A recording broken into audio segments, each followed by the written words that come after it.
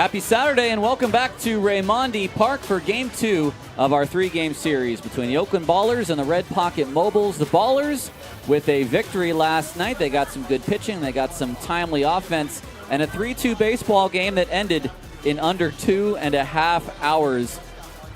Welcome inside the broadcast booth. I'm Tyler Peterson. This is Gareth Kwok. Gareth, this is now the 4th time that Oakland will try to win back-to-back games. They're 4-6. So what do they got to do to get it done? Well, I think yesterday was certainly a recipe for success, and it starts with pitching. And we saw it led off with C.J. Blowers, the starter, with 6 innings of 2-run ball. The bullpen was sharp, did not allow a hit in 3 scoreless with 5 strikeouts. I think that's just been the key to success. Whenever the Ballers have won games, good defense as well behind whoever is starting. So if the Ballers and if Gabe Tanner can get off to a good start, work efficiently, these Red Pocket hitters saw plenty of deep counts. If that's one thing you want to take away from their performance yesterday. They did make the Ballers work. But it starts with the pitching. It starts with defense. I think they're going to have enough firepower to overpower the Red Pocket Mobiles pitching. And Tanner in his last start went 6 innings with 6 Ks, allowed 5 runs, got the win in an 11-5 victory over the Long Beach Coast. Let's see what he's got today. After the break, we'll hear from last night's starter, C.J. Blowers, on his perspective on how things have gone so far this year. He'll have a chat with Gareth. We'll take a break and come back on the Ballers pregame show. And we have our Children's Lion Dance program. These kids are 8 to 12 years old, and this is a recreational program connecting them with their culture. It's culturally appropriate for us to start off with a big drum beat because that chases away the evil spirits and welcomes in the good. So, Lion Dancers, let's start it up.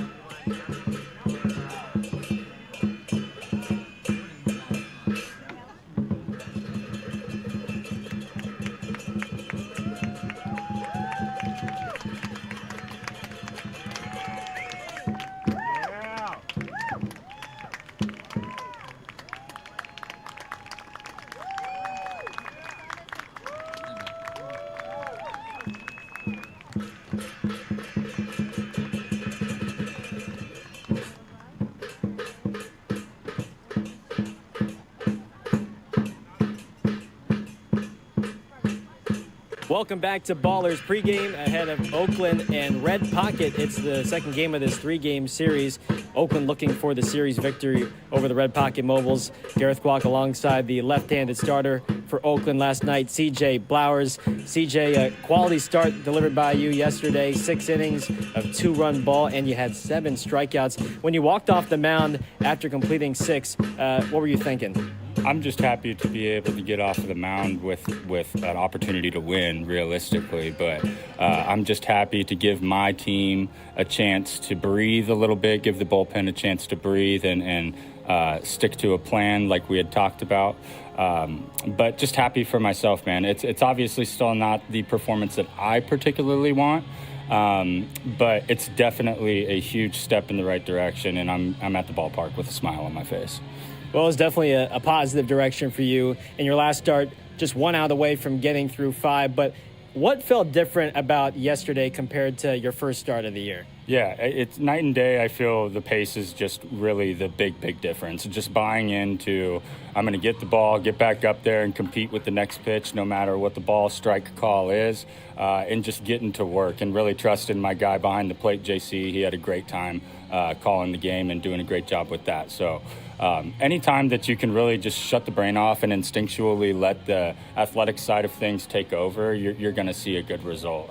So there were a lot of things put into play that allowed me to do that, and we really leaned into that. I know you have a deep arsenal of pitches in your mix. What pitch or pitches did you feel were the most effective against Red Pocket yesterday? I feel the most effective was 100% the changeup, and I think that that's going to be the main feature. It's a really good pitch, effective down, but even listening to your great broadcast last night, it really allows me to run that fastball up on guys. And when I'm able to make changes within the delivery and variances with the leg kick, being able to quick pitch and run 89 up there right after a 73-mile-per-hour changeup is a little problematic and a little uncomfortable. So I really think the changeup is the big highlight of last night. CJ Blower is our guest here on Ballers Pregame. You mentioned working with JC, Jaden Kalora, who's caught you twice now already through the first couple of starts. What's it been like getting to work with him, and how has the chemistry developed between you two? Yeah, it's a beautiful thing. I'm from the Northwest. He has a good, Southern vibe to him. So what I really like about it is he's just get-to-work type of a guy, very cool, calm, collected type of a guy. So just really getting to understand that frequency and finding that pace last night, I really think was something we could synchronize on, and something that we've talked about. And it's just something that he's really good at. He's really good at noticing what are pitchers doing well, what are they not doing so hot, and how can I go back to the drawing board and help these guys out? And with me, it's been no exception. So I really appreciate him for that. Well, first couple of weeks in the books here in Oakland and here in the Bay Area, just what have been your impressions of pitching here at Raimondi and your new team? Yeah. Well, I love the ballpark. I love the team. The grounds crew is great. All of our front office people have been great. Everyone in the broadcast booth is phenomenal. Obviously, the ball pops off the bat a little bit more, so that's my first impression. But I'm learning how to pitch in the ballpark, and I think that that's really what this pitching staff is learning to do. It's a young pitching staff with a lot of talent, like you guys have encompassed, and I think once these guys really settle down and figure out that this ballpark is pitchable and we can keep runs down, it's going to see these guys really explode and make this thing happen. So you're starting to make Raimondi feel like home, yeah. And it was fun to watch you pitch yesterday. Thanks for the time, CJ. Yeah, 100%. Thank you. Appreciate you, Gareth. That's CJ Blowers with us here on Ballers Pregame. Back after this here on Ballers TV.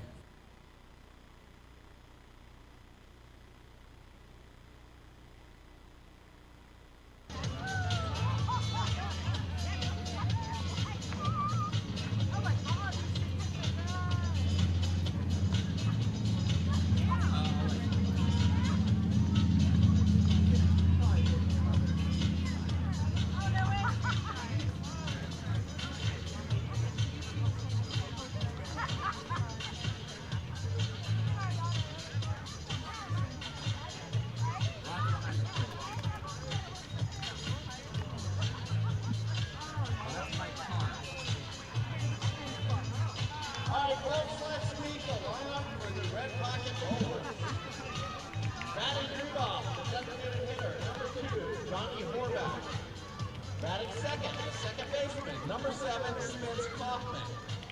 Batting third, the left fielder, number 15, Rayvon Morgan. The cleanup hitter, third baseman, number 20, Justin Johnson. Batting fifth, the shortstop, number 11, Marco Martinez. Hitting sixth, the center fielder, number 10, Kashawn Fred. Batting seventh, the catcher, number 21, Josiah Chavez. Batting eighth, the first baseman, and the beer batter, number 19, Eli Young. Beer! Remember, if Eli strikes out, you get $5 Almanac beer for the rest of that inning at the main concession stand. We want beer. Batting ninth, the right fielder, number 4, Marquise Jackson. And on the mound, number 18, Matt Lloyd.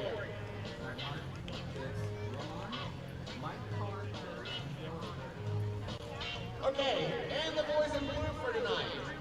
Behind home plate is Ron Adams. Oh no! At first base, Mike Carr. Oh no! Oh no!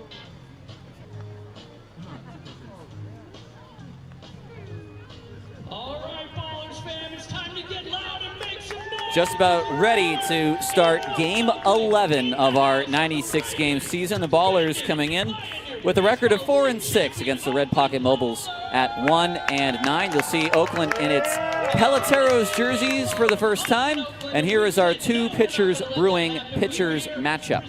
For Oakland, they go to their ace, Gabe Tanner, who's coming off his best start of the season on Sunday. 6 innings, did give up the 5 runs in 4, but then settled in 6 strikeouts, which matched his season high. And for Red Pocket, they turn to Matt Loria, who was a former Colorado Springs Sky Sox starter, formerly with Western New England.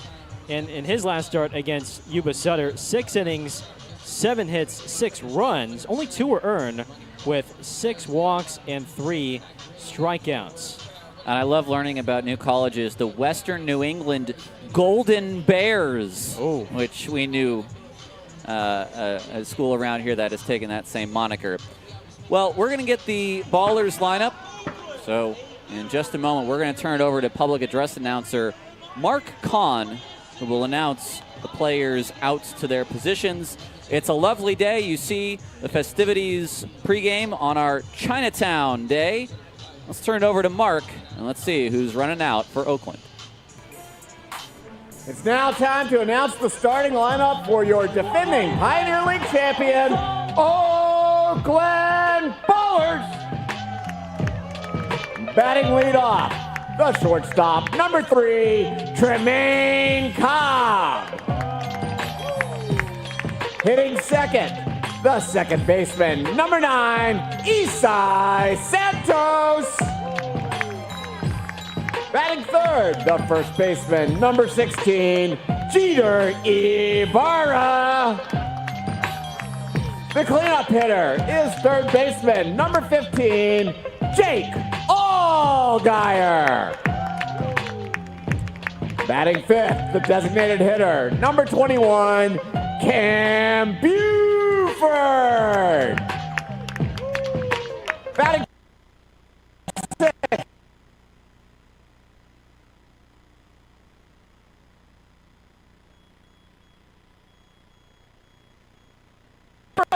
Blythe. Batting eighth, the catcher, number 10, Nick Poss. And batting ninth, the center fielder, number 19, TJ McKenzie. On the mound, number 56, Gabe Tanner.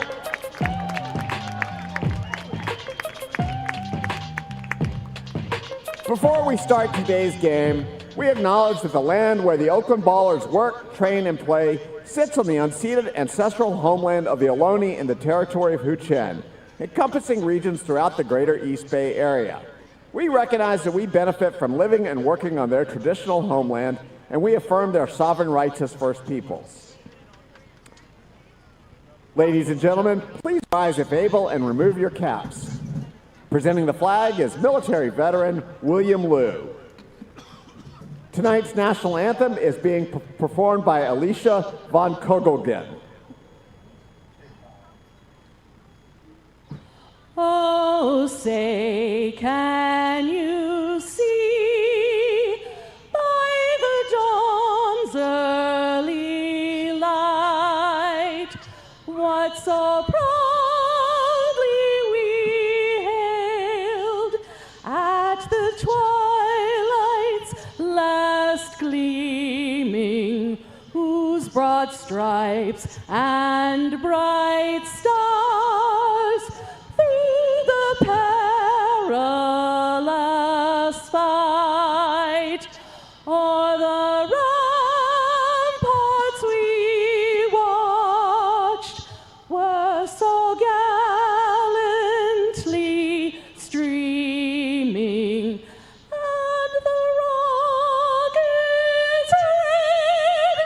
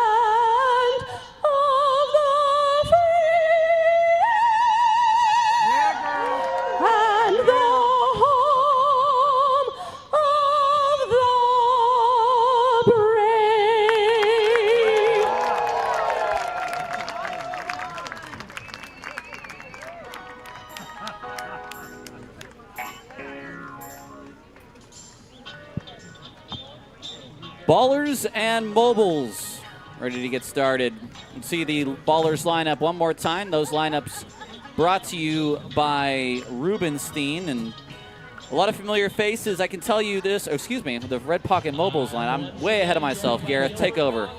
Johnny Horvat is going to lead off for Red Pocket, their best hitter. He leads off. Rayvon Morgan batted 5th. He's now batting 3rd. Martinez homered yesterday, one of 2 homers, along with Kashawn Frett. Eli Young makes his series debut. He's at first base and batting 8th, Tyler. On the mound is Gabe Tanner, whom we said is making his 3rd start of the year. He likes wearing those Peloteros jerseys. It's the first time the team runs out in those this year. And he'll be looking to build upon the success he had in his last start, going 6 innings. This time he's going to look to finally put down a quality start. He is back in the win column, and he is 1-1 on the year. The defense behind him is as follows. You'll see Blythe, McKenzie, and Stone, and then around the diamond, a lot more time at second base for Isai Santos, and Nick Poss gets the start behind home plate. A couple of changes since last night's game that do affect the lineup and defensive alignment. 2 members of this club are no longer with Oakland. They have been traded. Those are Justin Trimble, who was traded to the Idaho Falls Chuckers for a player to be named later. And Nick Bautista was traded to the Long Beach Coast, also for a player to be named later. Those 2 spots for today have been filled by Jake Turk, who comes off of the DL. So the Novato, California native is going to be active again after throwing those 2 shutout innings on opening day.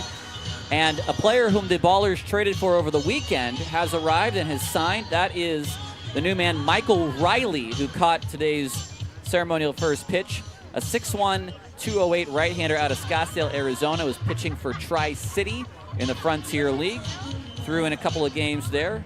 Now is with Oakland, played for Cal State Bakersfield as a late inning arm with them last season. Here comes Horvat, who we saw only briefly yesterday in a pinch running scenario. That's a foul ball at 4:36. How about that? Did that not hit his bat? I thought I heard, did it hit the glove? Is that what I heard? All right, take it back. 2-0. For a second there, I thought that hit the bat. All right. Well, 2-0 then. I'm off to a blistering start here.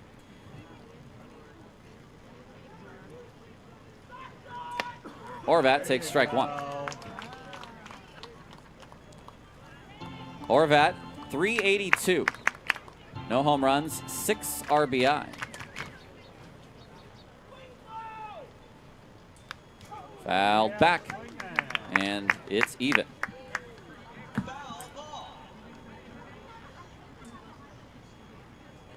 Some early 91s out of the gate from Tanner.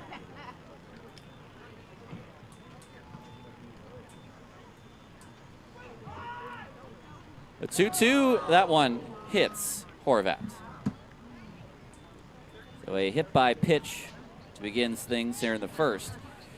When's the last time the leadoff man didn't get on, Gareth? You have to go back to Tuesday. Let's go back through the lists. A single from Pelk, a walk to Pelk, a walk to Weaver, now a hit by pitch by Horvat. Here's Spence Kaufman. That's out of play, foul. Well, for better or for worse, the Ballers pitching has been very accustomed to throwing out the stretch during this homestand. But that's going to be the key for Gabe and for this staff, trying to get ahead early and be efficient with your hitters.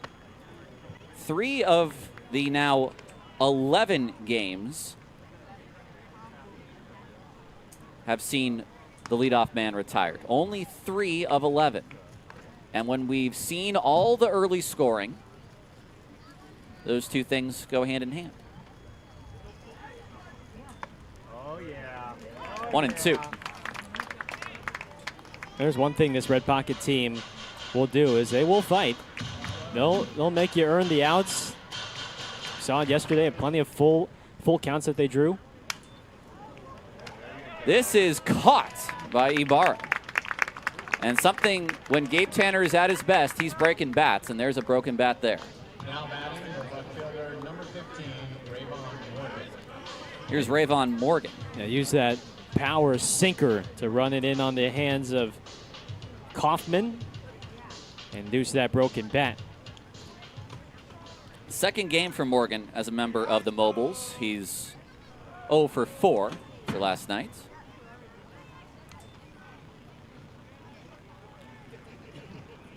Stole a couple of bags in the 9th inning. Morgan has good speed. Swings and misses through that one. 90 miles an hour from Tanner. It's 0-1.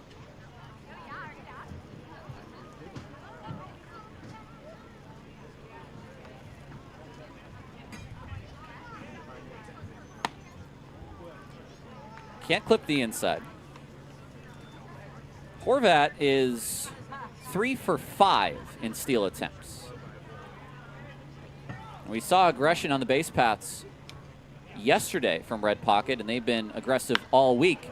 That's hit to right field, but this will be in the park. And Stone will put that away.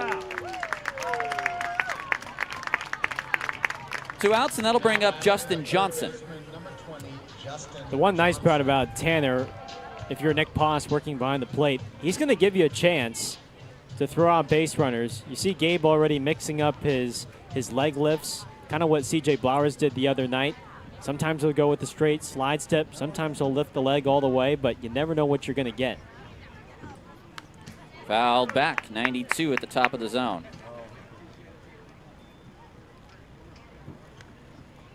Johnson, 289, a home run and 2 RBI.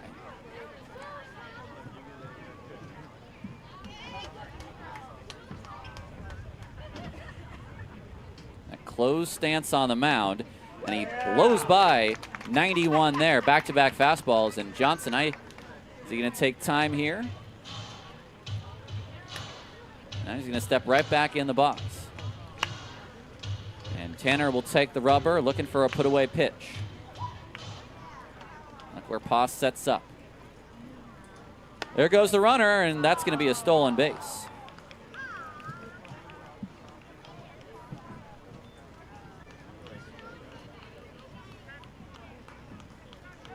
I have to double check, but it almost looked like a delayed steal in a way.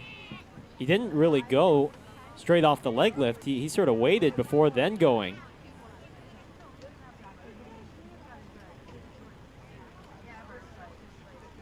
Great pitch there. Fastball down and in. And Tanner strikes out Johnson. We head to the bottom of the first. No score. Ballers to bat for the first time today. It is time to introduce the most awesome possum in the history of the world. And he wants to show you his moves. Everybody up. See what he does. Let's go.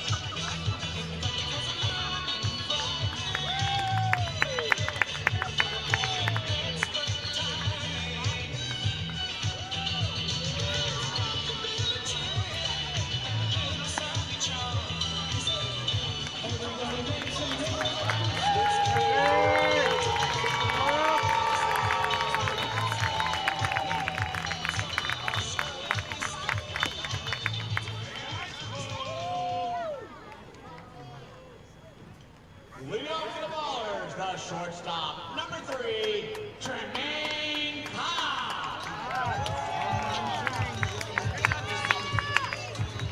Ballers bat here in the bottom of the first. Here is their lineup, brought to you by Rubenstein. Same starting five: Cobb, Santos, Ibarra, Allgaier, Buford. Nick Paz gets the start behind the dish. That's the one change from yesterday. First pitch fastball for a strike to Tremaine Cobb. A home run for Cobb yesterday, his first. And he also doubled, another multi-hit game for him to begin the season. No swing down at first. Your umpires, it's Ron Adams behind first, Mike Carr at first, and Bill Shortridge down at third. And Bill Shortridge yesterday was pretty good behind home plate. Martinez gets Cobb in time. One away.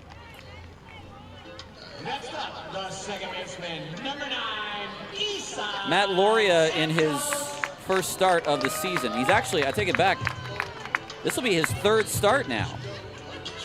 10 walks and 4 Ks in 10 innings. He's allowed 9 earned runs. So an 8.10 ERA for him. First pitch fastball inside. For strike one. Inside the strike zone for strike one. There's a late call. That's down the line and out of play. It's good to see Ron Adams back. Ron Adams, who didn't umpire with us last year. I understand he was going through, had to take a leave of absence away from umpiring, but a guy who's been in the league for a couple of years, and it's good to see him back. 1-2. Last one at 91.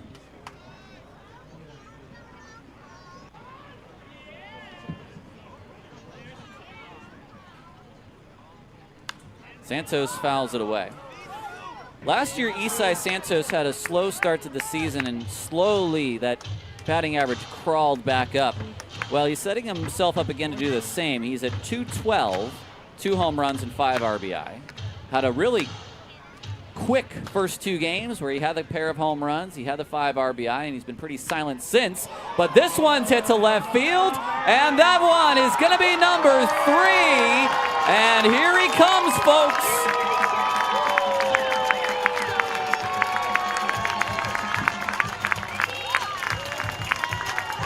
The 26th home run of the year on our Sonic home run tracker, and it's 1-0 Ballers.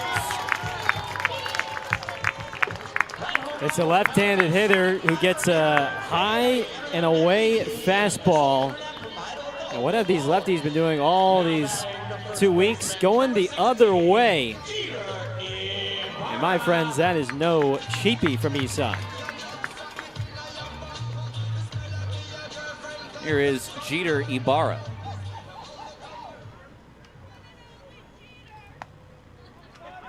Strike to begin the at-bat. Ibarra at 273. 5 home runs and 12 RBI. Still leading the team in the home run and RBI categories. 1-1. 0 for 3 yesterday with a walk.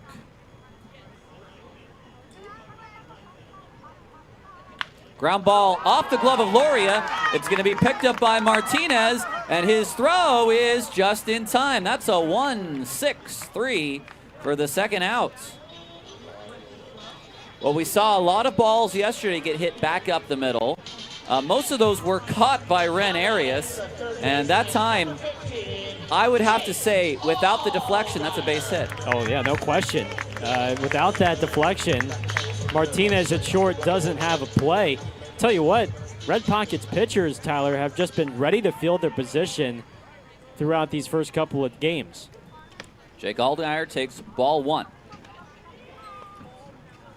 Leading the team in hits is Allgaier and walks. So that'll push up the on-base percentage to .558 in the early going, and there's another one. Boy, was that thing smoked. A 2-out single for Allgaier. Boy, did that have some nice sound to it. I mean, not just that at bat, but this entire homestand. He talked about it, you know, not going to force the issue, but when he's getting pitches in his zone, it is loud, it is barreled up, and he's making no mistake. Here's Buford, the DH. First pitch, a fastball for strike one. Cam hit his first Ballers home run of the year yesterday. He has 3 hits in his first 14 at-bats since rejoining Oakland. And he hits one to third, stopped by Johnson, who goes the short way for the final out. 1-0 Oakland after the Santos solo shot, and we'll be back for the second inning on Ballers TV. It's the park inning, and they proudly carry Oakland Ballers fans to Monday Park. Avoid parking and other traffic hassles by taking part in the game. It's a great way to get out and about to enjoy all the Bay Area has to offer, like rooting for your bees.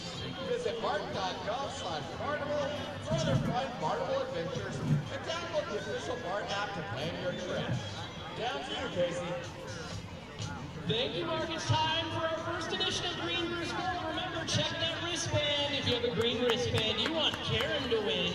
If you have a gold wristband, you're going to want Joy to win. And I'm going to pick blue because nobody wants blue to win. All right, are you guys ready? Let's check out this race, and let's cheer on your team. So yellow will be gold, green, and then blue, blue, blue. Oh, there we go. Going out for a quick lead.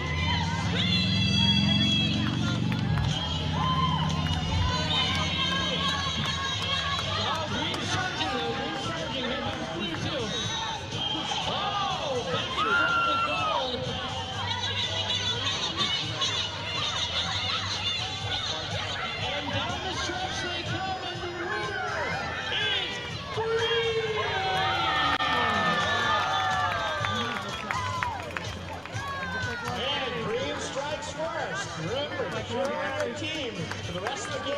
Eyes on the back box. Both wins. Our broadcaster, Tyler Garrison.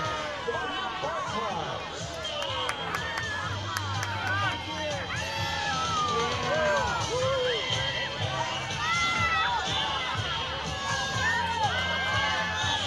Thank you. Welcome back. Top of the second, our Bart car toss inning. Gareth and I just threw a couple of Bart cars out of the window, and now Gabe Tanner back to work with a 1. How's the arm feeling? It's feeling good. The youngster was staring at me before the race could even finish. He was ready to go. We had a young Ballers fan that as soon as the segment began between innings, came up with a little glove, looked up, tears in his eyes, and was just waiting to catch a Bart car, and Gareth hit him, which is great. He wasn't even looking at the screen. He knew what was up. Swing and a miss. This is Marco Martinez. 1-1 to him. He had probably the best night of anyone on the mobiles. A home run, a double, and a walk last night. There is a foul ball.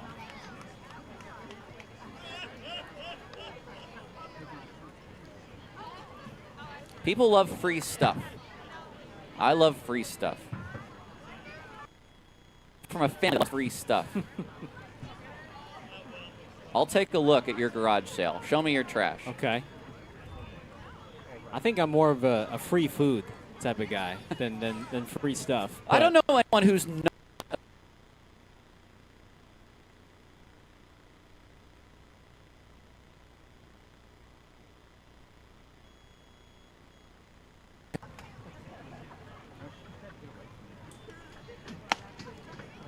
Not a bad pitch from Gabe, 2-2.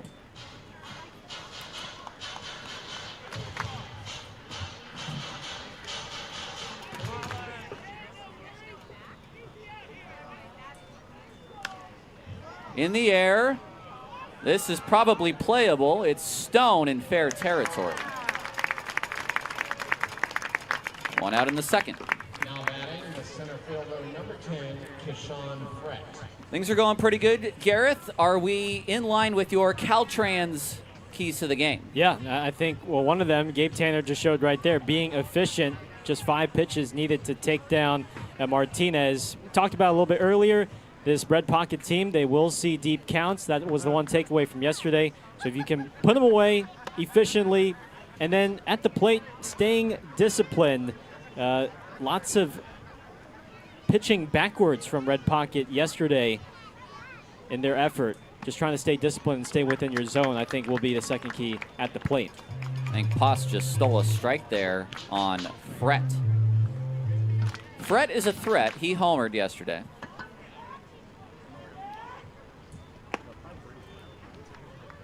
Two and one.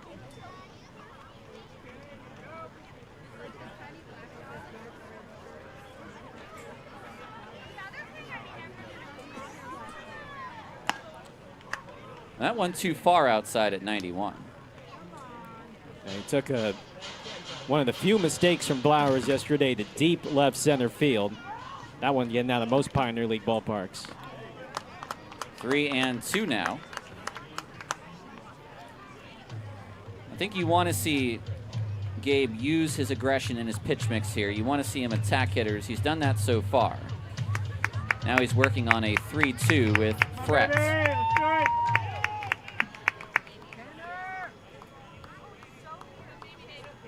And he'll step off.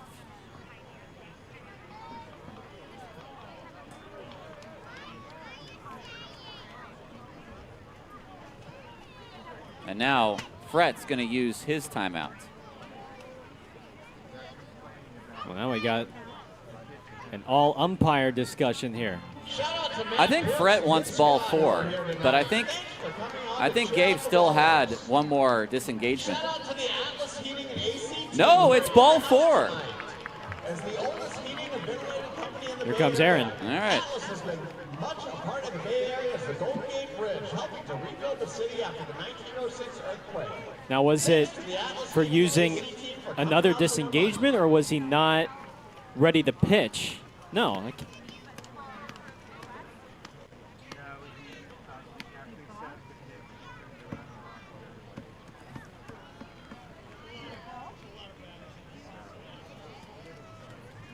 So is it as a timer violation?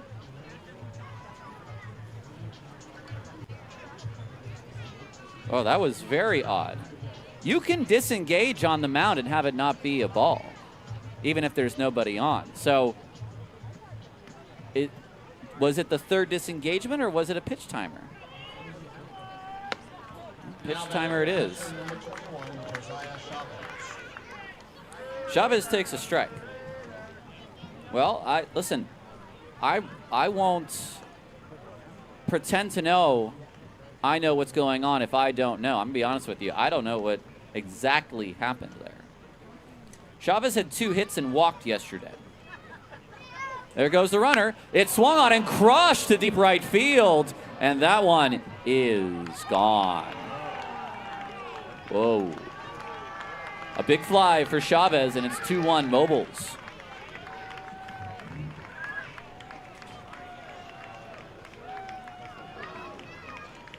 Boy, was he sitting on that fastball or what? He sure did.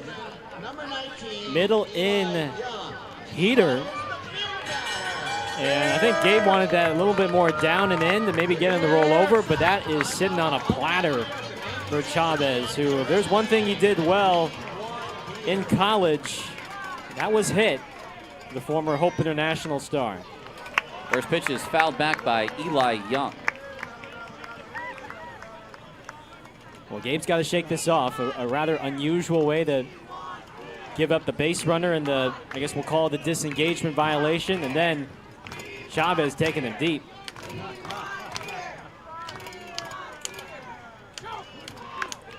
Grounded softly. This is Poss's ball. The spin, the throw. Nice play. Well done by Nick Poss.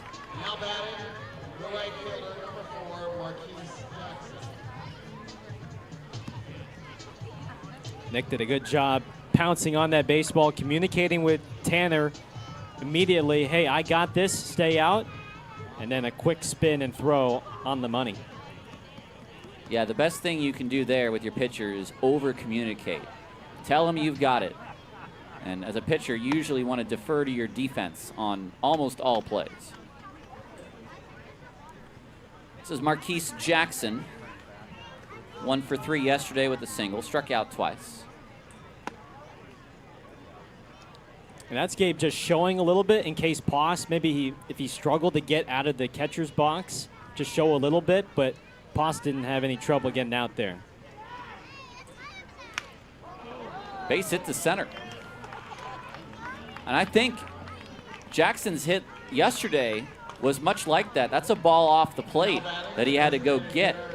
And it's a 2-out single that flips the lineup back to the top. The first one, he just kind of golfed it.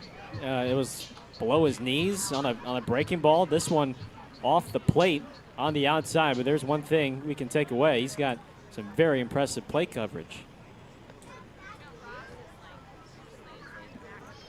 So here is Horvat, who was hit by a pitch in his first at bat. There goes the runner. Poss his throw on the money, and smoked at second is Jackson. And Santos, I think just for measure, tagged him about 3 or 4 times. The caught stealing goes 2-4, and we take a break. 2-1 Red Pocket after the 2-run shot by Chavez. Ballers trail headed to the bottom of the second.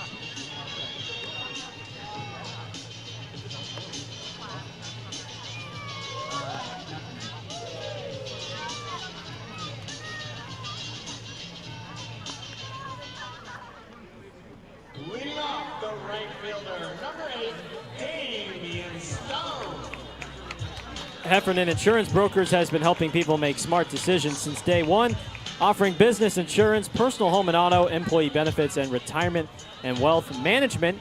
Make a smart decision for your business or family today. Visit Heffernan Insurance Brokers online at hefins.com. Damian Stone to lead it off, followed by Noah Blythe and Nick Poss in this 2-1 ball game.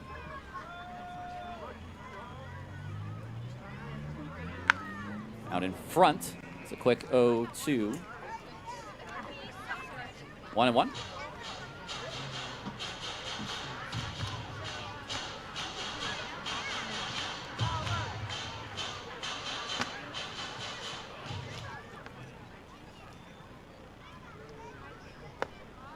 Swing and a miss, and he's gone. That's strike 3. A chase by Stone. He's already 13th K of the year. Just one away. Here's Noah Blythe. Blythe, 250, a home run, and 7 RBI. Had the, if you want to call it, game-winning run yesterday on the sacrifice fly late in yesterday's ball game. Chopped foul.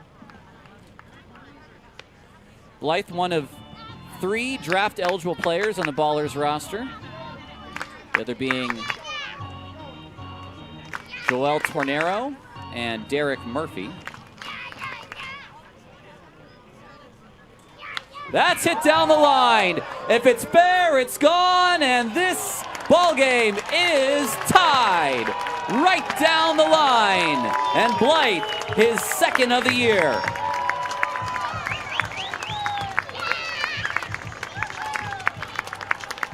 Breaking ball right down the center of the plate, and he did not miss that. Well, even though he was out in front, that just shows you how strong the man is. Loria pulls a string. Blythe down front, but he's got such good strength. And he pulls it down the left field line to tie it up. It's the 27th on the Sonic home run tracker. Haas swings and misses. Nick Poss in his last start got his first Ballers home run. He's 3 for his first 9 at-bats. This is his 4th game of the year. Fouled out of play. And he might have broken that one.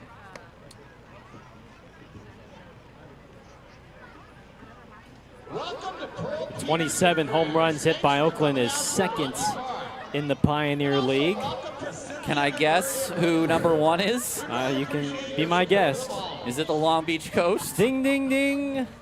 34 through 10 games for the Coast.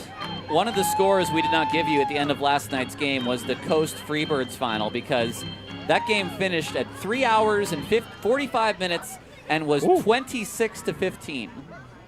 26-15? Yes. Oh my goodness. At this point, I should stop just second guessing the scores that you give. I think I've learned a thing or two by now. This in this league. isn't Chesapeake anymore, my friend. No, it's not. It is not. Here comes the 1-2 to Poss. Hangs in there.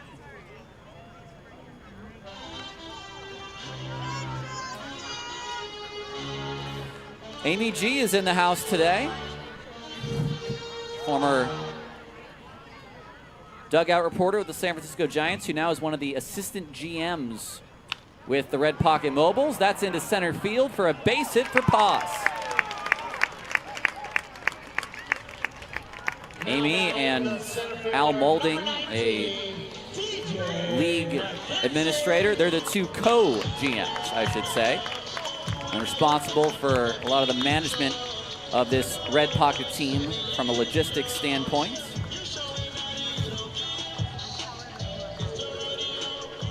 Here's TJ.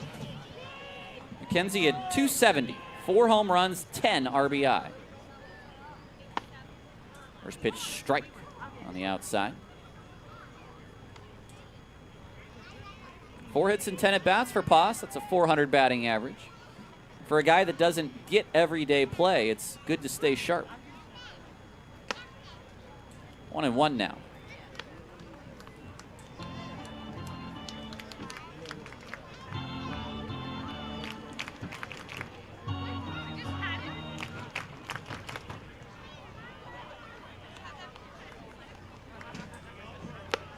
Too high.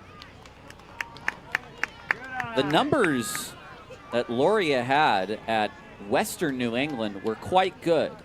A good ERA, a lot of strikeouts, and hardly any walks to speak of in his final college year.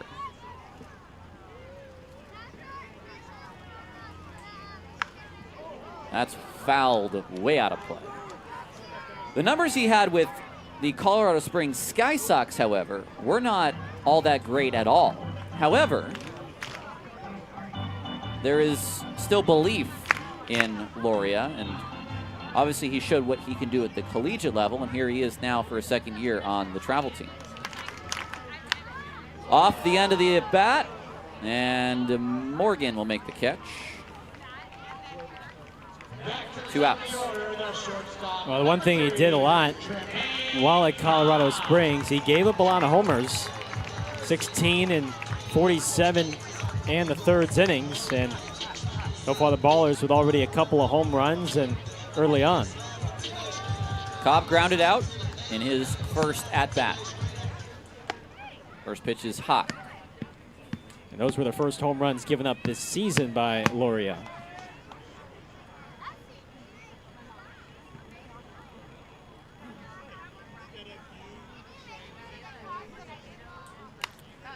Cobb pops this up out of play. It's a nice crowd on a Saturday that is filed in for our celebration of Chinese heritage tonight on our Chinatown night.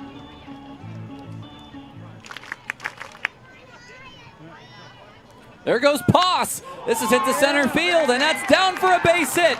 It's going to be cut off by the center fielder, and Miles has put up the stop sign. Get in there, Trey. He's safe. Whoa, that was close. And a little bit of a collision as well as Cobb came in hot. This is a good job. Look at Fred cut that ball off and then just get the ball in. Give your man a chance, and just did get in. And look at him hold the bag as well. That's a good way to turn an ankle. I'm not sure if he wasn't expecting the throw to go to second, because that was a bit of a late slide. Boss getting the stop sign at third base, and like you said, that was about as good of a relay that Red Pocket could deliver to try and get the trail runner just a hair late. Santos a ground ball. The second baseman Kaufman will make the play. His throw is in time, and that might have saved 2 runs. The Ballers tie it up on the solo shot by Blythe, 2-2, as we head to the third on Ballers TV. Founded by the late Kirk White, his legacy continues through his wife Lori and daughter Taylor, keeping the great family-friendly action alive for generations to come.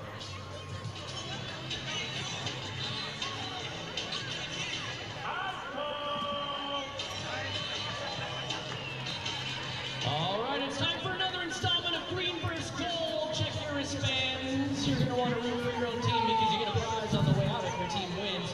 Now, Kenny, we're going to lift up this heavy train. We're going to say, what? Ice cold. That's right. All right. Team Gold, we have and Kathy. And in Team Green, we have Andrea. I remember. It took me a second. And here we go. We're going to start with Kathy in Team Gold.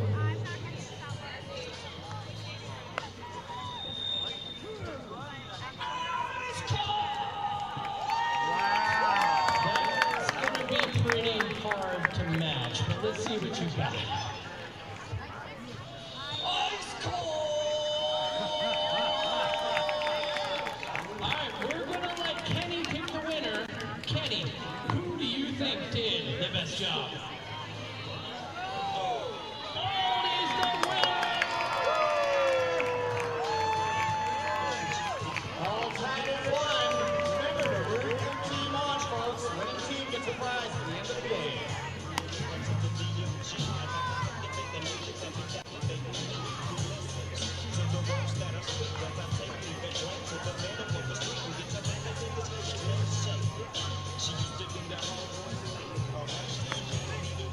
Welcome back to Ballers Baseball here on Ballers TV. It's a 2-2 ball game as we play at the top of inning 3. Gabe Tanner, he'll see the lineup for a second time as leadoff man Horvat will take a new at-bat after the caught stealing in the previous inning. Sort of left him at the altar. So he'll start with a fresh 0-0 count. And then we'll see Kaufman and Morgan.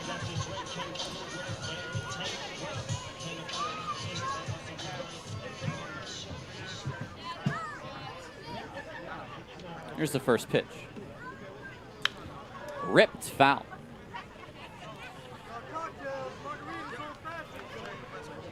Shout out to Jessica Fan and friends. Thanks for coming out to Raimondi Park on this lovely Saturday afternoon. Tanner, 34 pitches for the first 2 innings. As he grabs that and jogs it over for out number 1.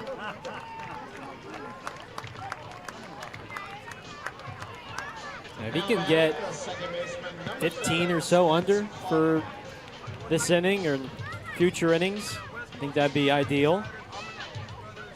Now, the top of the third is customarily our celebrity third inning. And I do have Gareth with me, who I think of as a celebrity every day. Thank you. Thank you very much.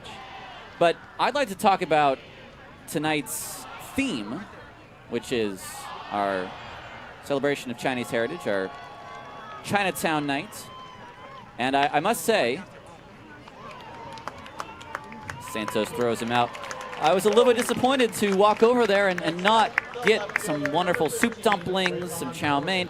I just thought there'd be a little bit something that I could bring up to the booth that we could have a little live. Oh my goodness! A live review for. Yes, yes. We might have to. We got to make that a segment next homestand. But Yeah, they had it decorated with the lanterns. We had a nice pregame lion dance before the players took the field. Very well done by the youngsters. And we've seen that school, I believe it's the Lincoln School, that's come out for a few years now to grace us with the lion dance celebration. That is hard work, by the way, those lion dancers. I know one of the kids is almost bent over the whole time as the backside of the lion. The backside, you don't. They're the backbone of the lion dance troupe because they don't get the recognition, but without them, there is no lion dance. Oregon, it's a ground ball. Cobb on the backhand. His throw is in time to get Morgan. And that's a 3-up, 3-down inning for Tanner to end the top of the third. 2-2 as we head to the bottom of the third on Ballers TV.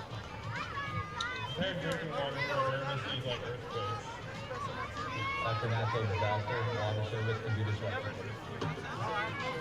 So give your family peace of mind and store emergency drinking water. And don't forget your pet. Store tap water in clean, food-grade plastic containers. Store 2 gallons of water per person. Cleanse tap water every 6 months. And seal containers tightly in a cool, dark place. So stay prepared like the bees.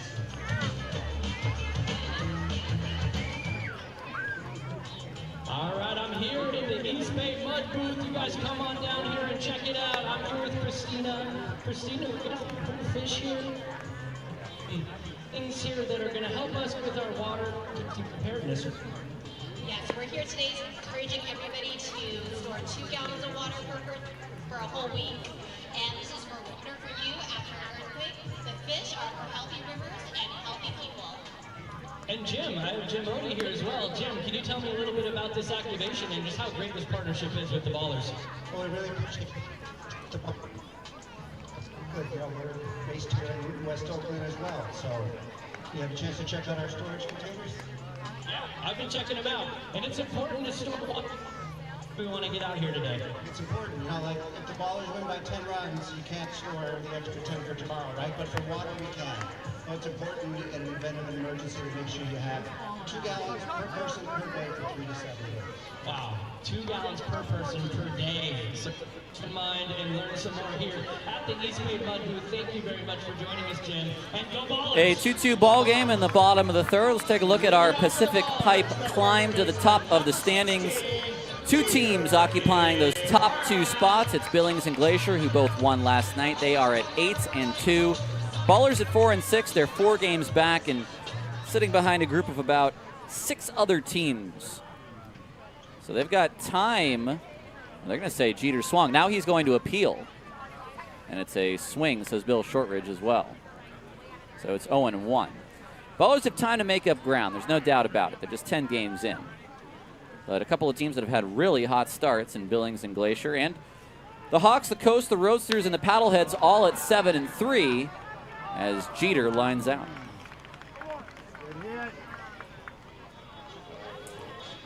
Next up, the third baseman, number 15, Jake. Here's Allgaier. Ballers have 5 hits in the contest. Allgaier a single in his first at bat. You did say last year they were a very good road team, the Ballers. Better road team? They were slightly a better road team. Okay. They were 37-11 on the road and 36-12 at home. They were also 37-11 in the first half and 36-12 in the second half. So a few parallels there. Allgaier out of play.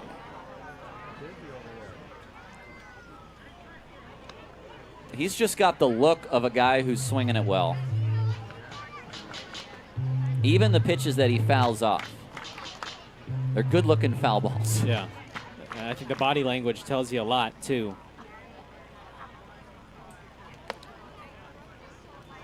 I mean, how about that, how about that take right there? That's the take of a man who's hitting over 400. That's the Jake Allgaier doesn't think it's a strike, then it's not a strike. Now 3-1.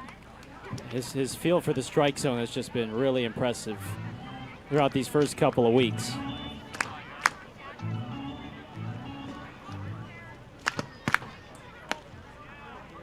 There's strike one. So we go, or rather strike two. There's 3 and 2.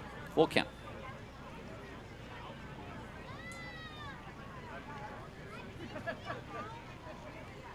No walks for Loria yet. There is the first. It's not a bad breaking ball at all, but it's not one that he's been able to control extremely well. It's getting some good length across the plates, and I'm sure he wants to try to get right-handers to fish at that one, and maybe you'll see a few of those here to Buford. So Allgaier has now walked 12 times to his 6 strikeouts. Wow. You don't see that very often. Buford looks at ball 1. 2-to-1 walk to strikeout ratio.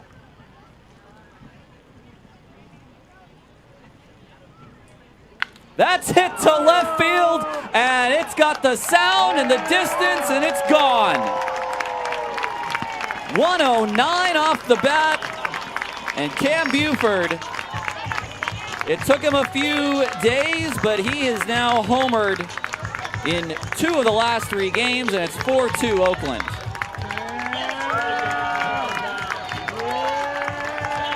And it's home run number 28 on the Sonic home run tracker. And this is why Oakland traded for him from Sioux City. This is the power that he displayed all of last year, and now he's starting to turn the corner. That is a missile off the bat of Buford. I mean, that's a guy who's just turning at the hips. It's not even a huge leg kick or anything. That is just all power. And to think that Sioux City didn't really have enough room for him is surprising. Stone will ground out for out number 2.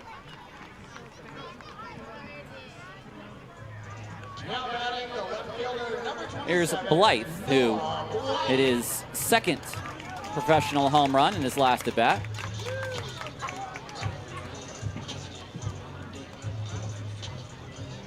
You know, it's interesting. One of the things a lot of teams drafting players look at is not just your college numbers, as Blythe will likely fly out to center field here, is how do you do with the wood bat?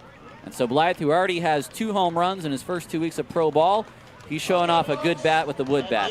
Ballers have the lead after a 2-run shot by Buford, 4-2 after 3. Lincoln Square Park was surrounded by a multi-generational group of volunteers in 2016.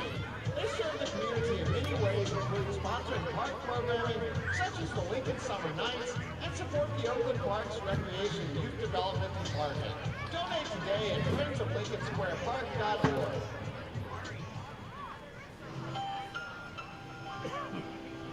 What's up, Ballers fans? This is Gay Tanner. Something I want to learn before I die is how to get satisfied. Something in my life just makes it easy and smooth.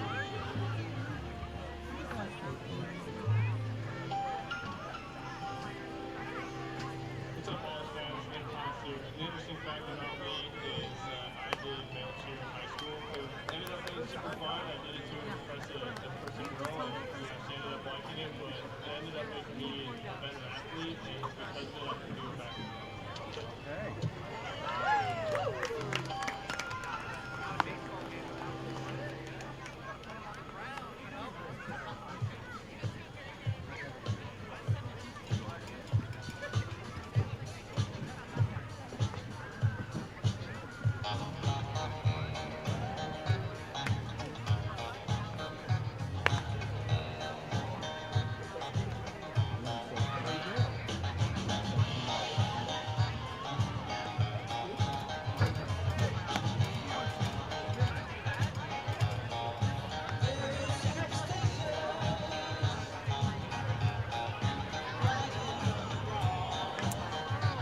Ballers trying to keep up the good superstitions on this Saturday afternoon, looking to win back-to-back games for the first time this season.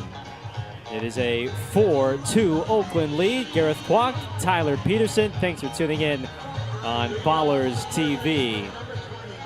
Johnson, Martinez, and Fred, the middle of the order, dude up for Red Pocket against the Ballers' ace, 41 pitches through 3 for Tanner. Here is Justin Johnson, who lines the first pitch softly to Cobb at short. 1 away.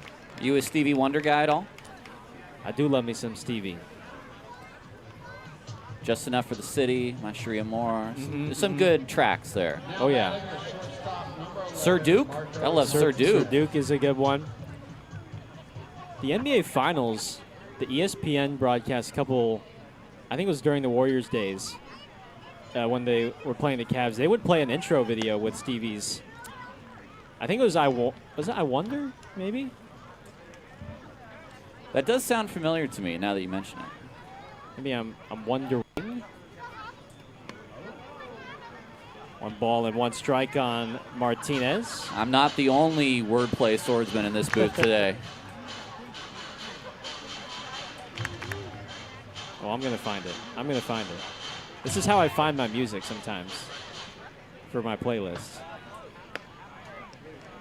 1 and 2. I think most of the music I had growing up were things my parents liked or what was on MLB The Show. 1-2. High. Which inevitably was probably something that was early 2000s alternative. I had the request for Rob, our audio DJ today, to play a little alt before the game. Ouch. Tanner runs the sinker in on Martinez, and that's a second hit batter today. Now batting the center fielder, number 10. Tying run to the plate in Fret. Oh, it's higher ground. Higher ground. That's what I'm thinking of. Higher ground, part-time lover. Part-time lover is a good one. Mm-hmm. I just called to say I love you. That one's good. Fret takes a strike. I just called.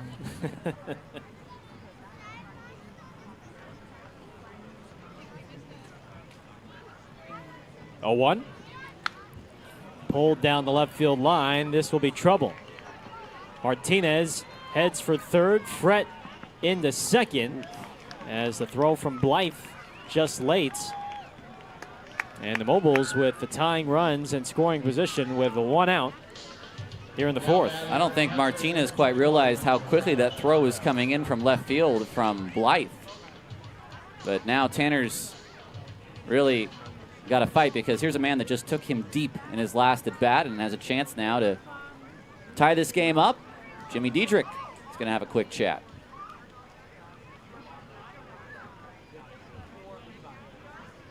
So a 1-out hit batter, a double.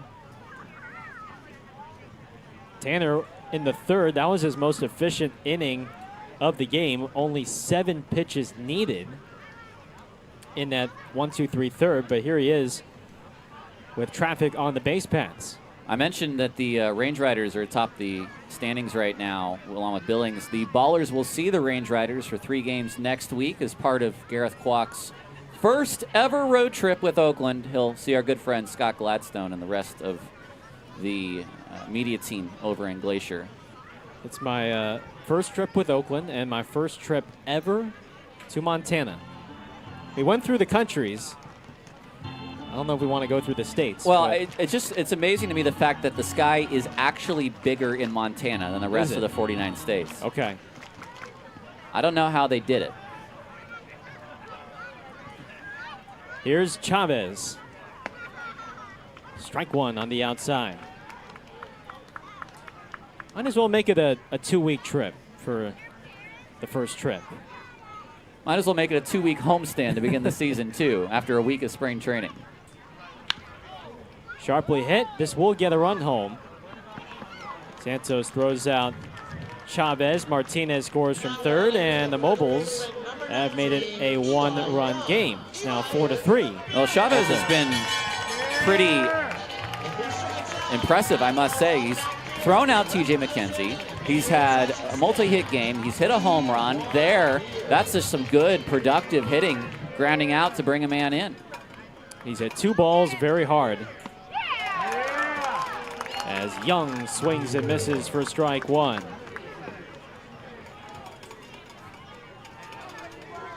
And they're trying to keep the tying run at third base. 0-2. One of the main differences from this first week is the inability for Oakland to pitch inside. That's such a big part of their game. 0-2. In tight, 1-2. These Ballers fans hoping Young strikes out so that they'll have discounted beer for the inning. 1-2. Strike three called. Wait, what am I doing? That's your job, my friend. Well, I thought it was a delayed call from Ron Adams. Either way, discounted beer for the inning as the Mobiles get one in the fourth. We'll go to the bottom of the fourth. It is 4-3 Oakland. Can we have some East Bay Mod trivia for you guys? We're going to need this to help you with your water preparedness. All right, let's see what that first question is. What is the most important first step in preparing for any emergency? A, buying supplies. B, create and share emergency water. C, downloading emergency apps. Or D, watching preparedness videos. All right, Graham, what do you think it is? Shout out a letter. See what you think that does. B, I'm hearing some B's out there. Is it B? That's correct. The correct answer is B. All right, let's look at the next question here as everybody streams past us to get their $5 beer. Which item is often overlooked but absolutely essential in an emergency? A, a flashlight. B, chocolate. C, emergency water. Or D, a baller's hat and a beer. We're seeing a lot of that happening right now. What do we think, guys? I'm hearing some D. I'm hearing some C. I think it's going to be C. You can survive without snacks or style, but not without water. All right, let's do one more question. Guys, want to do one more? All right, let's see it. How much water should you store per person per day for emergencies? We might have heard this answer earlier from Jody. Half a gallon, 1 gallon, 2 gallons, or 4 gallons? What do you think it is, crowd? C, I'm hearing C. 2 gallons per person per day covers drinking water and basic sanitation needs. All right, that's the East Bay Mud Trivia. Thank you. Lead off for the Ballers, the catcher, number 10. Welcome back to West Oakland. Bottom of the fourth. Ballers up to bat. Oakland leads by 1, 4-3 on Red Pocket, looking for the series victory. Nick Paz fouls the first pitch against Matt Loria. 0-1. I love Paz's attitude at the plate because, again, he's only starting about 2 days a week, but he's going after pitches. 1-1. He's trying to be the aggressor at the plate.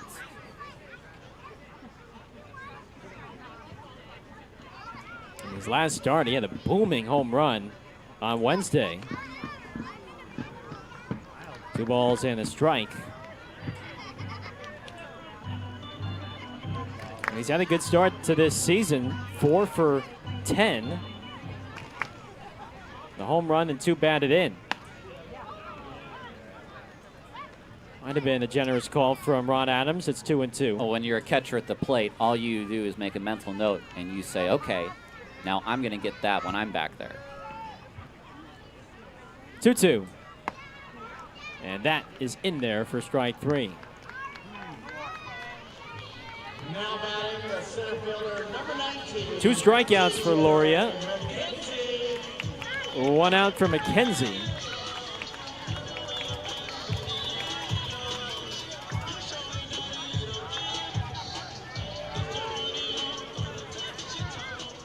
McKenzie trying to snap out of a bit of a funk.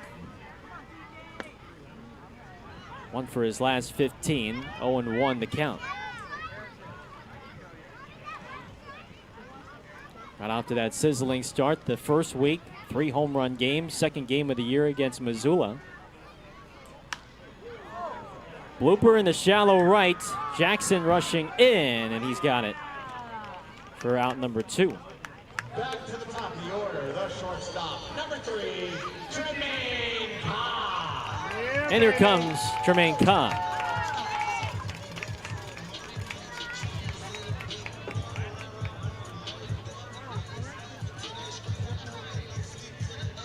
As Tyler mentioned a little earlier, Loria, who pitched at Western New England, a Division III school in Springfield, Massachusetts.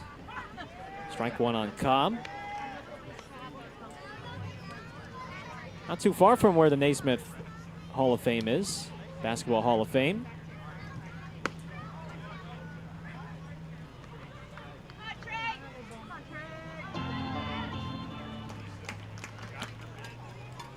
Second most career starts in program history at Western New England University. Cobb wildly chases a breaking ball, and it's a 1-2-3 inning for Loria in the fourth. 3 strikeouts for the Red Pocket starter. We go to the 5th. Oakland ahead 4-3 on Ballers TV.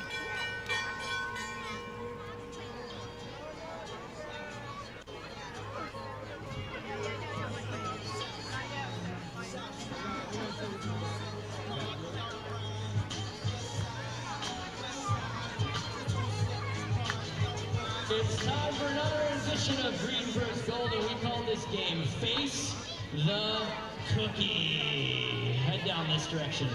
All right. She's team green. She's team gold. You have to eat the cookie without using your hands at all. 3, 2, 1, go! Oh, it's dropping. Take it back up. Take it back up. Put it on her forehead, sorry. Put it back on her forehead. Wait a minute. We might have a win here on Team Gold. Tarek, I think you're cheating. And what do you think? I think the winner is Team Gold over here. Call it. If you have the gold wristband, you want that team to win because you are going to get a prize at the end of the game. Gold on leads, 2-1.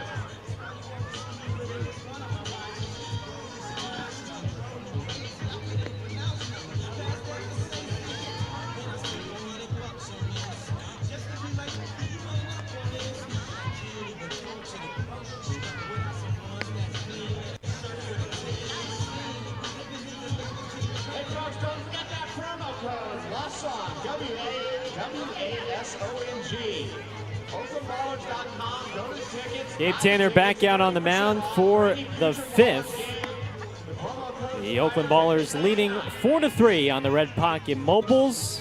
Game 2 of this 3-game series. Game 11 of this opening 12-game homestand for Oakland goes up to Montana for 12 over the next 2 weeks. Marquise Jackson leads off, followed by Gianni Horvat and Spence Kaufman. I'm 1 and 2 for Red Pocket. And the first pitch is grounded foul for strike one. Jackson singled in the second, just his 3rd hit of the year, but then was caught stealing second by Nick Paz. That ended the 2nd inning. 1 ball and 1 strike. 54 pitches for Tanner through 4 innings. Good changeup, and it's 1 and 2.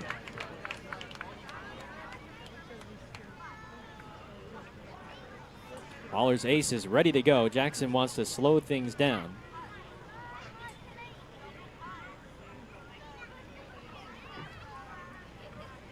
Formerly at Central Michigan. 2 and 2. Chippewas. Yes. We're gonna have to do a quiz at the end of the year with our mascots. See if we learned anything. I can tell you that I don't believe there have been any Central Michigan Chippewas on the Oakland Ballers. Full count. Here's a 3-2. Struck him out. Breaking ball up in the zone, and Gabe Tanner has strikeout number 3.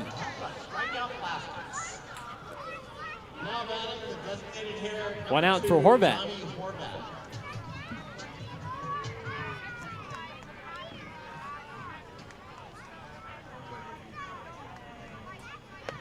Horvat reached on a hit by pitch and then bounced out to Tanner.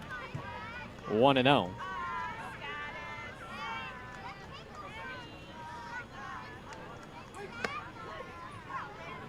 Just a bit high, 2-0. Horvat's not a big guy, 5'9". Small strike zone for Tanner to work with. You've got Jackson at 5'8". Harold Torres, who we have not seen yet, at 5'9". Eli Young's a big dude at 6'4", and so is Justin Johnson.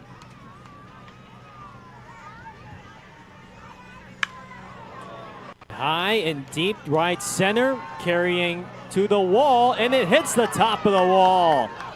McKenzie throws it back in. Horvat in with a double. But Gabe Tanner will certainly take that result on the ball that was inches away from a game-tying homer. When I tell you he just missed that, he just missed that. I even think McKenzie gave up on it because he thought that was going out. I mean, that hit the tippy top of that wall.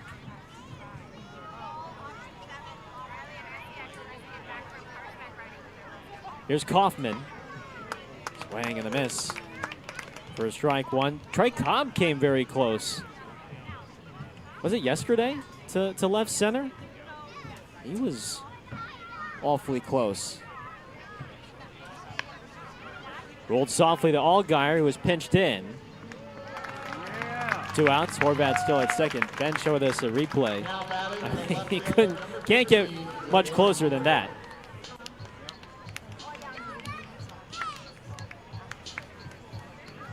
Well, right now, Tanner is on 65 pitches, which is pretty good. If he can keep this up, he's got the 6th inning and maybe even beyond. Rayvon Morgan stands in. Flowers did a nice job yesterday. 85 pitches through 6 for the starting southpaw. Love to have another deep start. Fouled off of Morgan's foot, 1-1.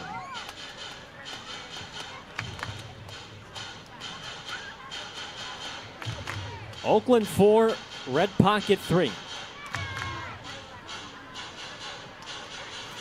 And again, a perfect team to have on our celebration of Chinese heritage. The Red Pocket, the Lacey. Yes.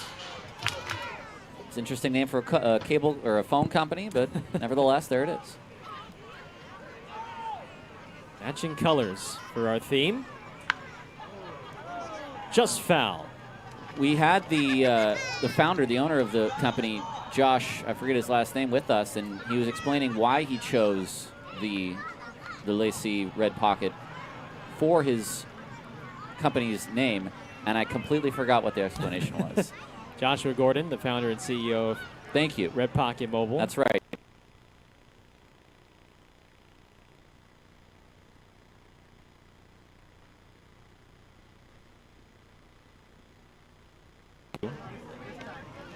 He's been quite invested, you could say, in this new venture. Mobile's trying to get their 2nd win of the year. This is a foul ball. Oh. Morgan. Gabe Tanner, he wants a 3rd out. He was walking into the dugout. Now here comes Aaron Miles. Morgan will get checked out by the trainer, but Aaron Miles just asking for an explanation, and call's going to stay. Morgan, meanwhile, trying to shake things off by the batter's bunks. Jennifer Daughtry, the Red Pocket athletic trainer. I didn't necessarily hear the ball glancing off the foot, but of course Morgan did not even attempt to make it out of the batter's bunks. I don't even know how that ball ended up in fair territory. It looked like he hit it kind of behind his foot and it spun fair. Well, one other oddity again in a late in the count sequence that Tanner is not going to like if he does not get a positive result. Deuce is wild. The pitch. Struck him out. Gabe Tanner with his 4th strikeout through 5 innings. Halfway home here on this Saturday afternoon. It is 4-3 Ballers.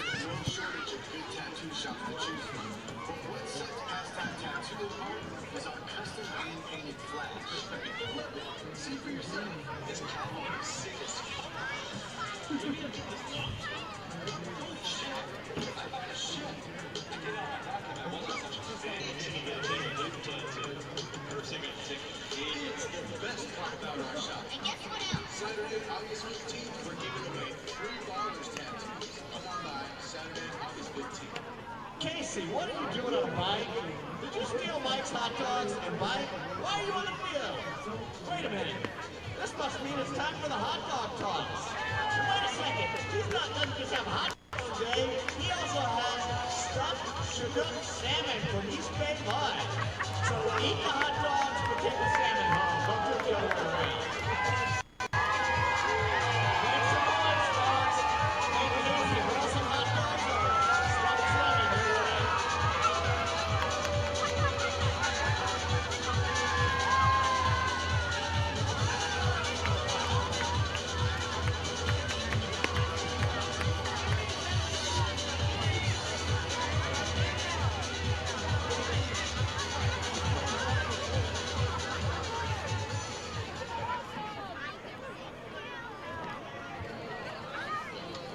Now batting the second baseman, number 9, Isai Santos. Yeah, baby.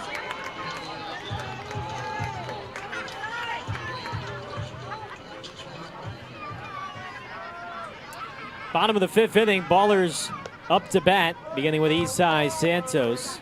Ball 1 on Isai, who is followed by Jeter Ibarra and Jake Allgaier. 4-3 Ballers through 4.5. Loria has tossed 57 pitches through 4. A 1-2-3 fourth, his best.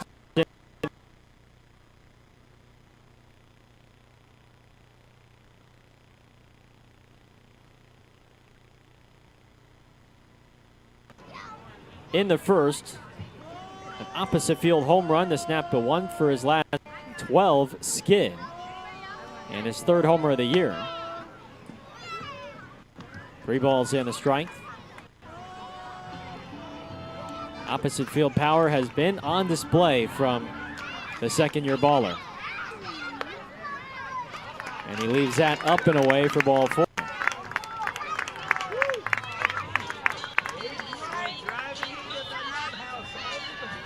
Second walk allowed by Loria. And it brings up Jeter Ibarra.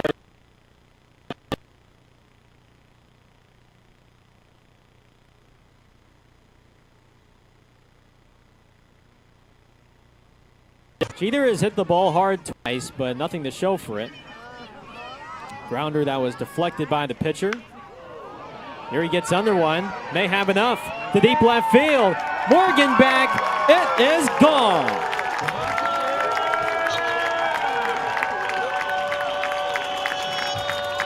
The opposite field power on display once again from Jeter Ibarra.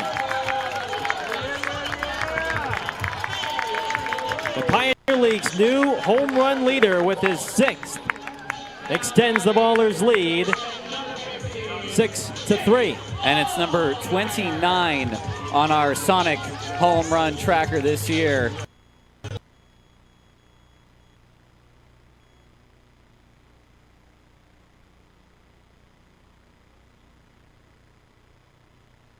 First baseman. Allgaier takes a strike. 0-1. You know, Gareth, we talk about walking a guy after giving up a home.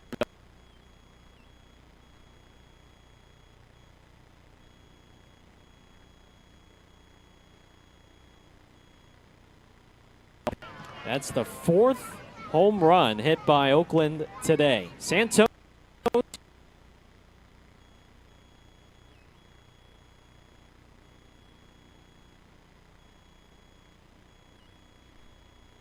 Allgaier's reached base twice. He's behind here 0-2.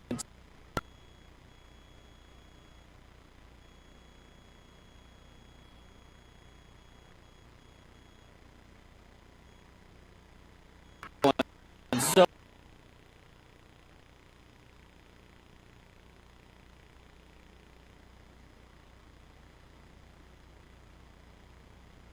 that you never see if you were going bad. It just strings along so well.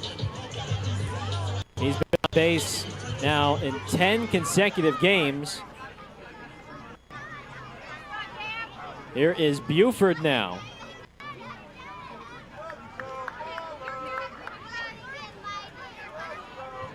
Someone who's just locked in at the plate right now. And Buford himself might be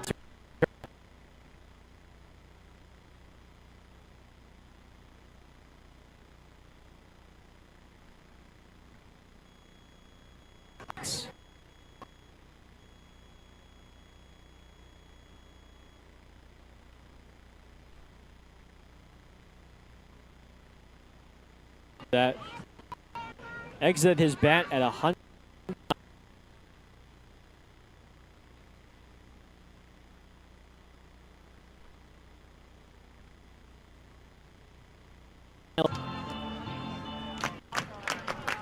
Anything 110 or over is just ridiculous. Can't hold.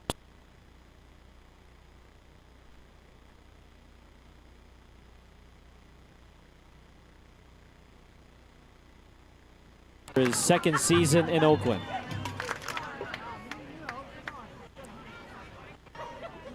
Two and two.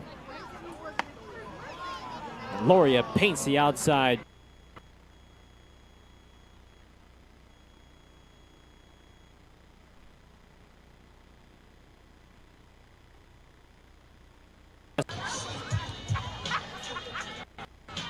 Here is Damian Stone. Damian's 0 for 2. Up the middle. Kaufman.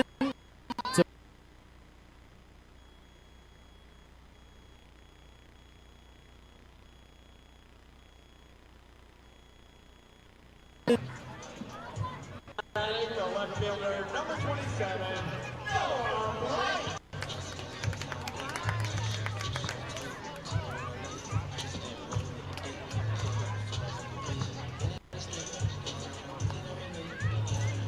Life, his second homer of the year, back in the second. On a breaking ball that he was rather well out in front, but he stuck the bad hit out, and he's so strong that he carried it out of here.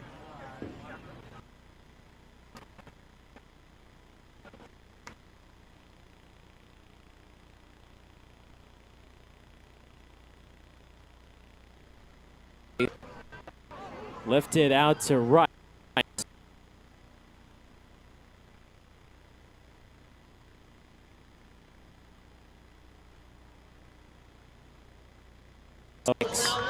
On the year, we go to the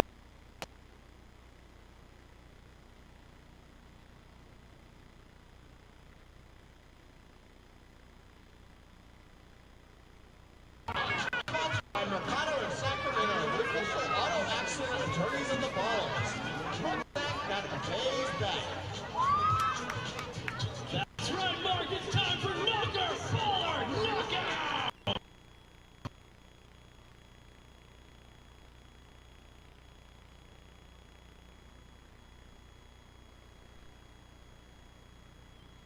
And we are going to go clash now.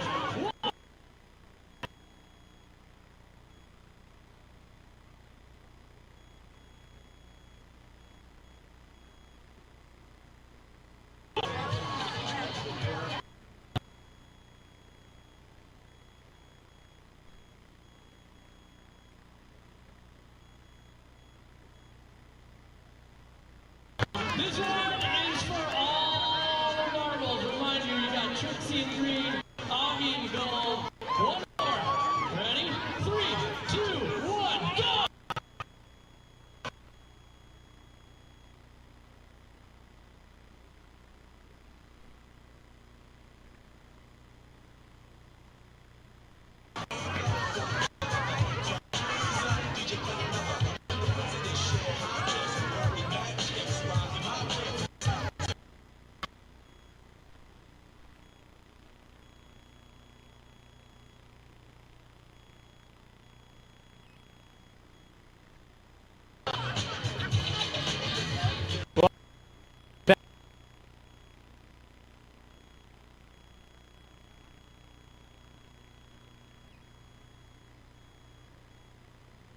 our Columbia Bank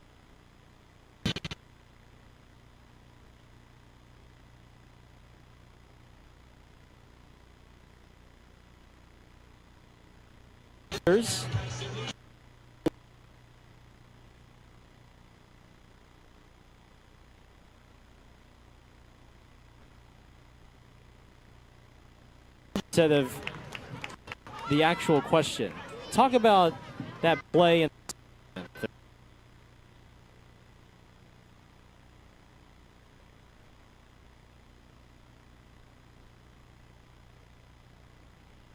That is a question, but talk about is just a lazy way, in my opinion, of framing questions to those. Can you talk about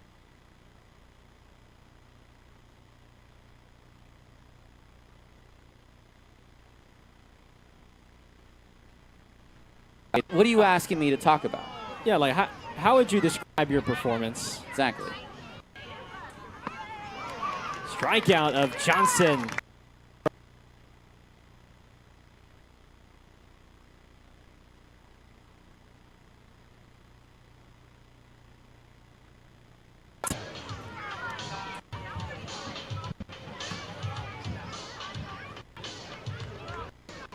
One out for Martinez.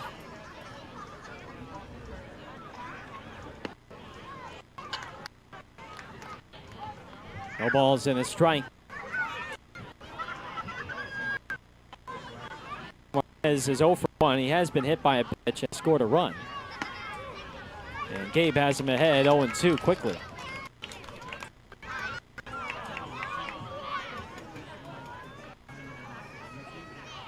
"78 pitches for Tanner.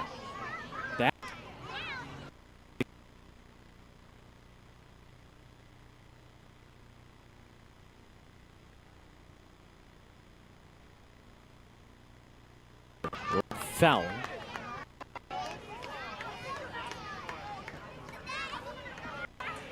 A hiccup in second.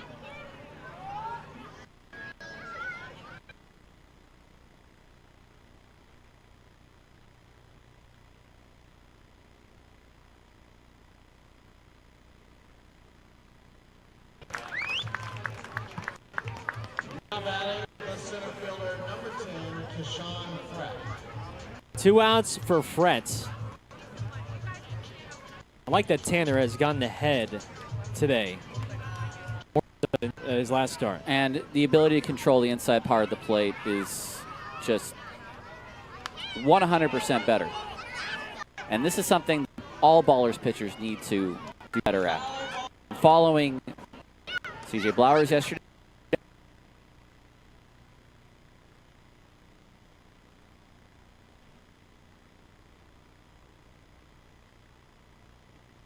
Nothing in 2.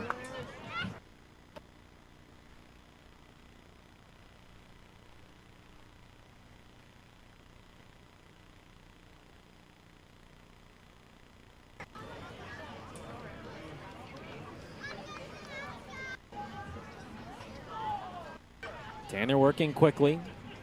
1-2 pitch. Popped up and play. well, you don't want to fall asleep to Fret here just because you're ahead 1-2. This is a guy who's walked.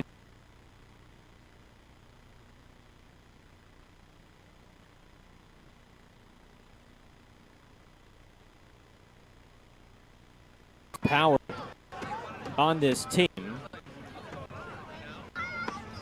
but it doesn't get to show it there. Tanner, the breaking ball, and his 6th strike.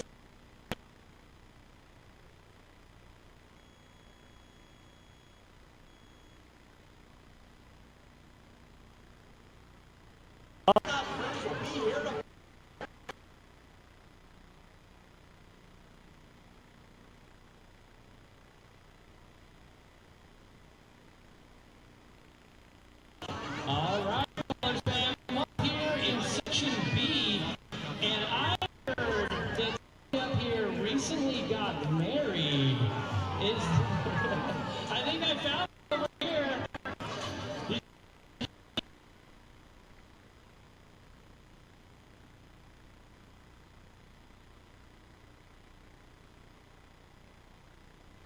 Awesome only brings the finest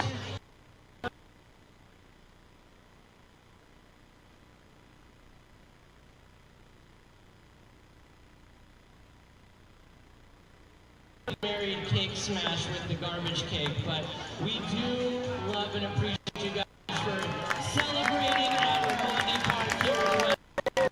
Congratulations, enjoy your garbage cake. And here's a gift from the Oakland Ballers. Thank you so much for joining us.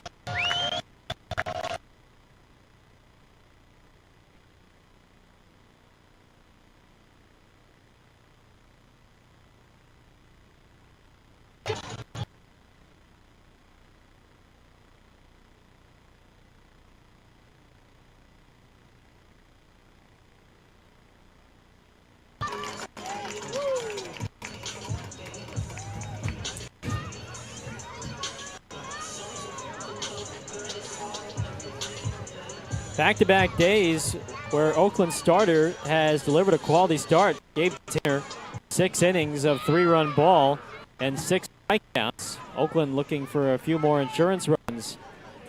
Go to the home half. It's Paz who leads off against Loria. 8-9-1 bats for Oakland. Paz, McKenzie.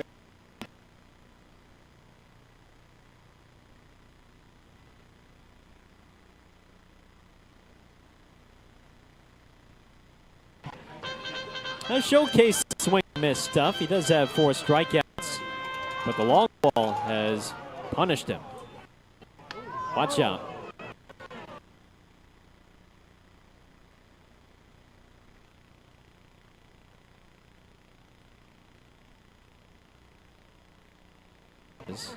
With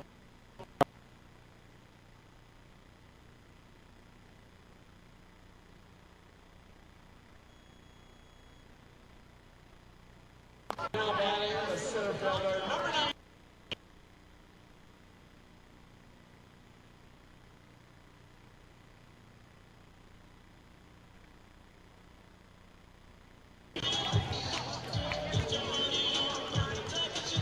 they have 4 lefties on staff. Bobby Curry, Billy Rozakis, Philip Sanders, and Cade Walker we saw yesterday.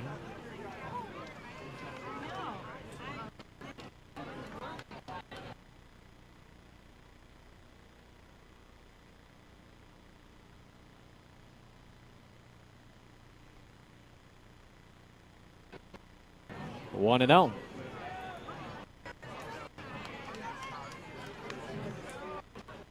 Oakland has some activity in their bullpen too. Oh, nope, I guess not. It's just there's someone tossing a football out in right field, and that's the wrong sport. Not quite yet. I know OTAs are coming. Let's take a look at our Pioneer League scoreboard while we have this non-visit with Ray King. It's 2-0 Ogden against Missoula, who desperately need a win over the Paddleheads. That game in the top of inning 3. The Chuckers are 1-0 against the Billings Mustangs in the second. They also desperately need a win. Voyagers and Range Riders just getting started. So are the Roadsters at Hawks and Coast at Birds. All those games underway very shortly. Yeah, right now a two-way tie for first. Billings and Glacier at 8-2. Mustangs have won 4 in a row. Long Beach has won 4. You mentioned Ivy Falls trying to get out the schneid. They have lost 4 in a row. 1 ball, 1 strike on McKenzie. While we're at it, let's look at our AC Transit road to the show. All the ballers in the bigs and minors. No work for Tyler Davis today and a Chicago win. They won 7-1. They're now 4 games over 500. 2-1. White Sox have been playing some good ball lately. They have, and it pretty much all happened once Davis started to come up from the minors. Grant Manning yesterday and got the win, so he was not in action for Fredericksburg today. Adam Bogosian has not yet thrown at the Florida Complex League, but Noah Milliken did 2 shutout innings for him. All right. Smash to left center field. This gets by Morgan and goes to the wall. Ross heading to third. He will hold there. McKenzie is in the second base with a loud double. Yeah, he got something over the plate he could really handle. A couple of fly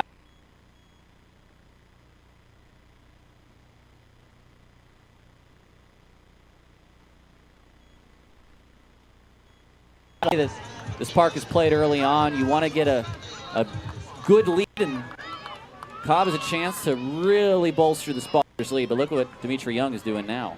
Infield all the way in for the Mobiles.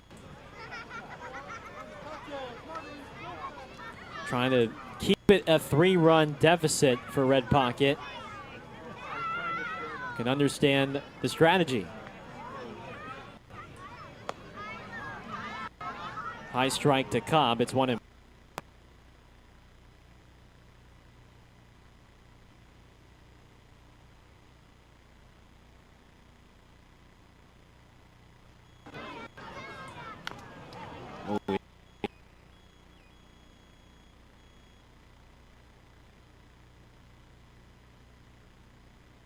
Fourth in the Ballers bullpen, which I know is often a pregame activity.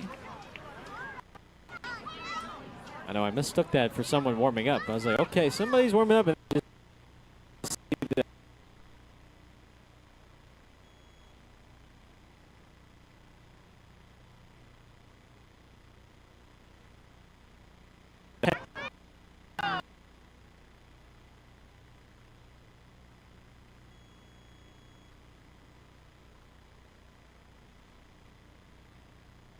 I respect Ray for making that decision.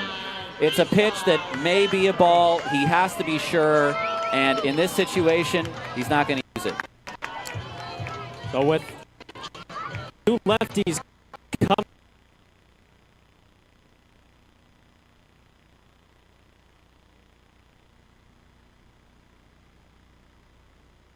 Pocket goes to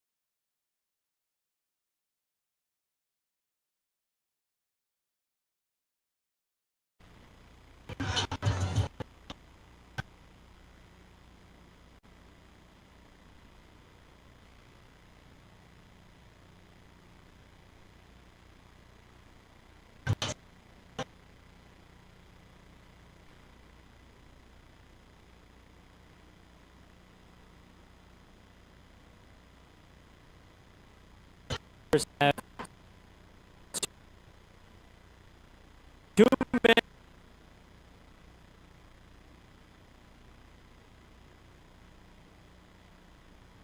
After Dimitri Young summons his lefty.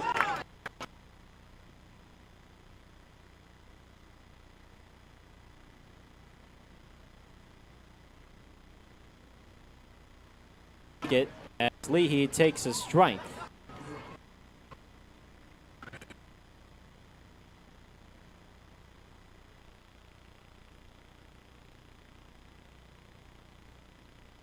Of the year, and he has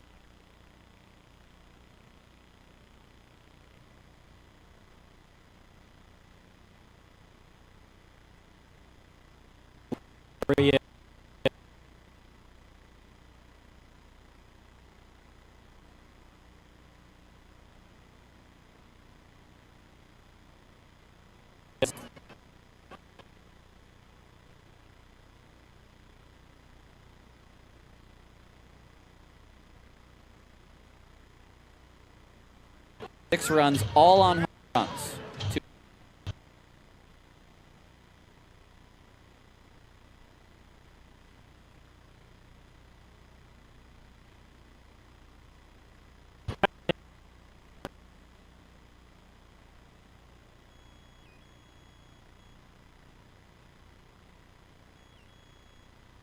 The productive AB. Well, it's about as good as you can ask for. It's a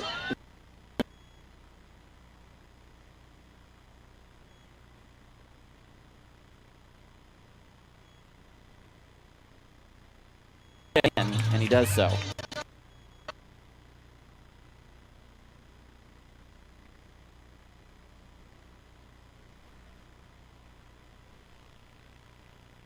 Release from Curry. 65.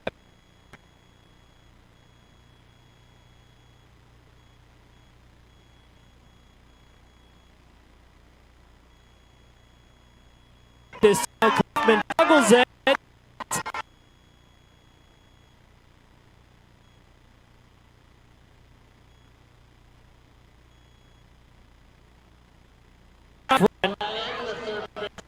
But credit him for hustling on a ball that Kaufman juggled.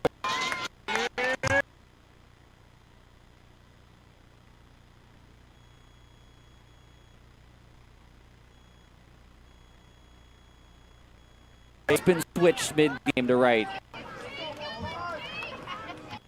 All got from the right side now.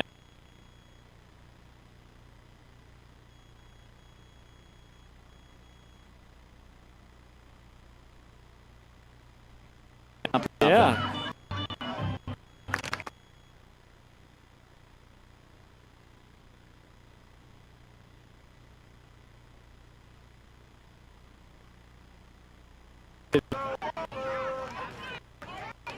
No balls and a strike.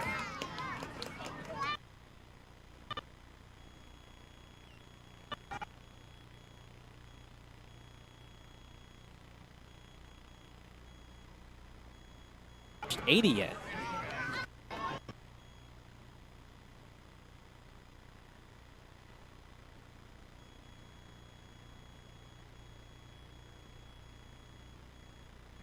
PM switch.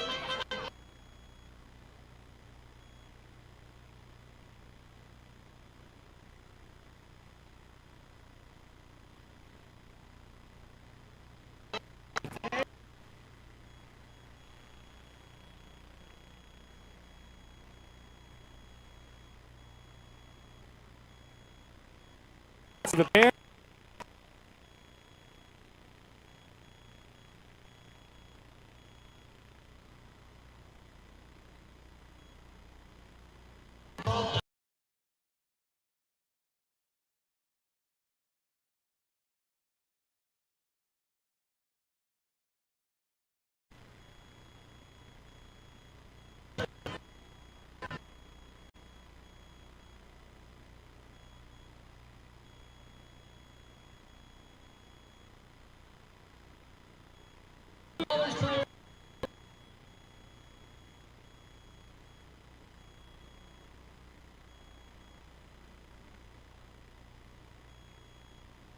It goes so wonderfully with this special edition Skyline Ballers hat. So come on down, get outfitted.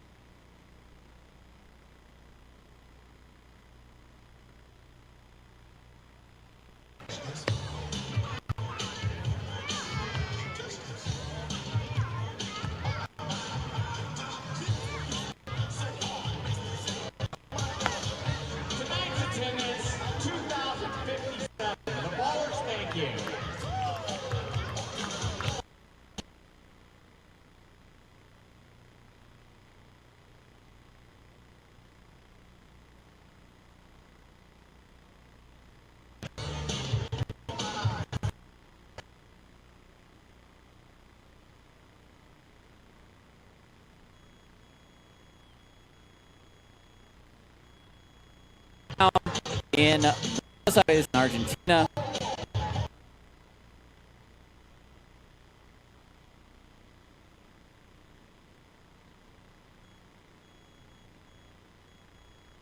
Audio broadcast. Rest assured that we have experts working on that right now.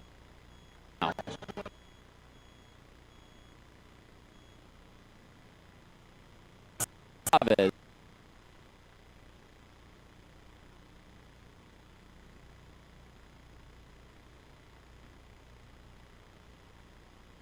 Wait a minute.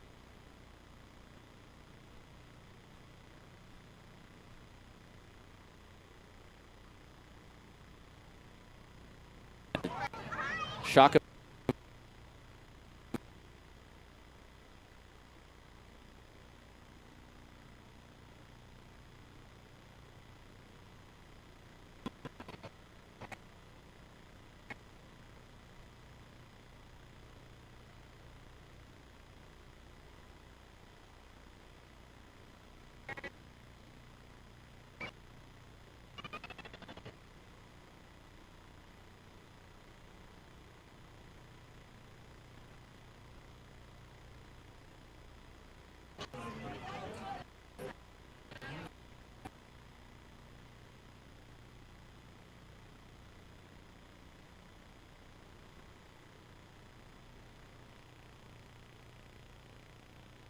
Again, yes.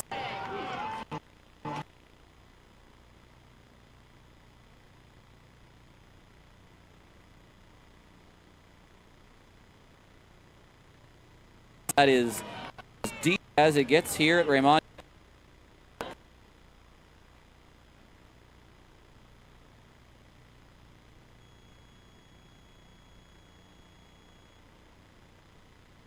I mean, that is taking it to the this park. Gotta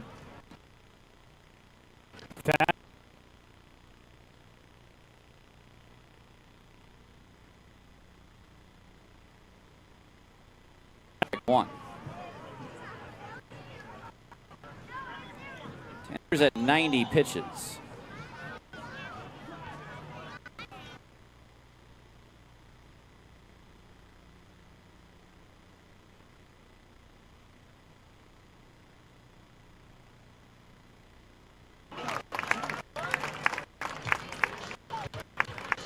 Seven.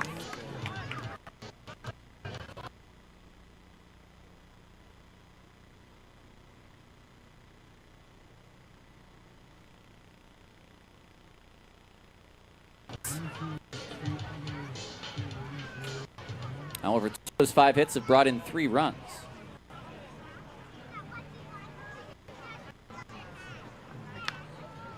It's up out of play.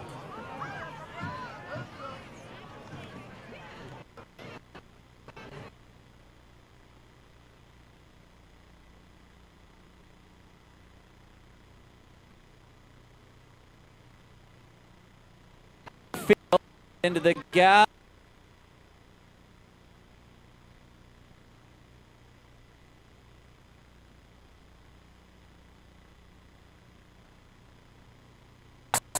From Jackson. Damian down.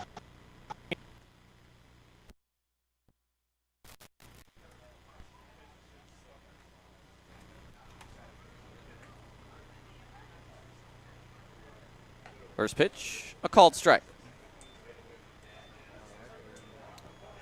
I'd love to have the first 7-inning start this year by a Ballers starter. Challenged by the catcher Pass.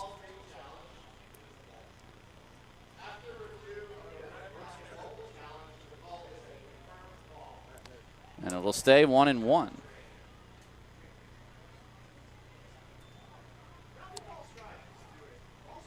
First challenge used by either side today.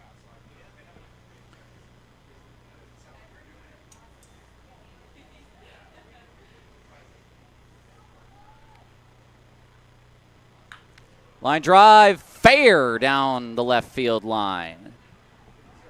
Horvat is going to have 2. and it's his second double.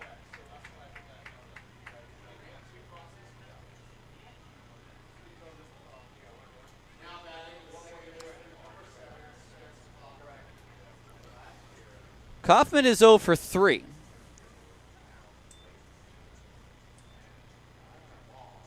"96 pitches for Tanner. You wonder if this is his last go-around here, no matter the result. Fouled back.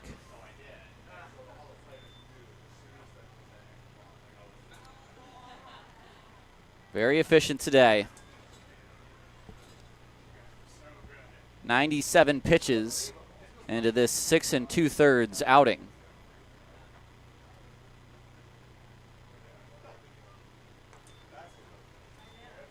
"98 pitches into this 6 2/3 outing.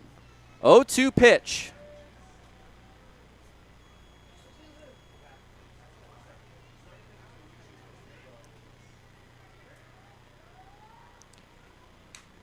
Broken bat. Up the middle. Cobb will have no play, and now the runner's caught out. Allgaier's got to come home. They've got him in a rundown.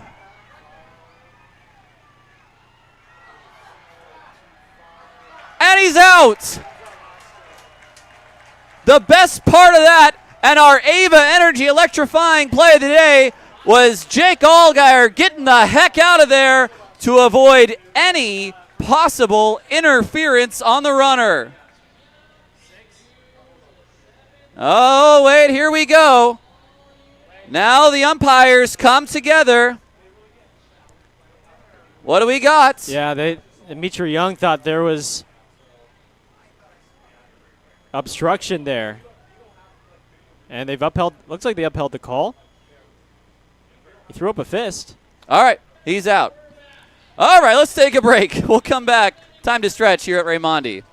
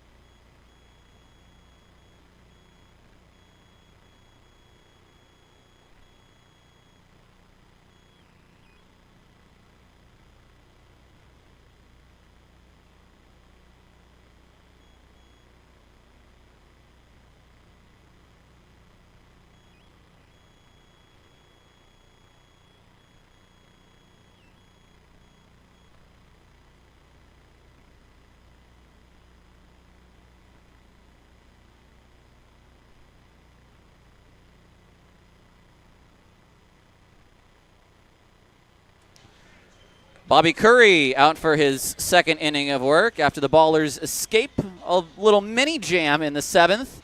And officially, a 6.5253 is spotted by Kyle McCrae, our statistician today. I love that Trey Cobb, once he knew that was going to be a tough play to first base, he redirected his eyes to third, saw that Horvat hadn't broke stride. And while that might not have been the cleanest rundown, maybe you still ironed that thing out, they nail Horvat in the end in between third and home. Ball 1. And Cam's going to use his time here to lace up. A home run today in 3 at-bats for Buford. And you will take that every day of the week. That's fouled out of play.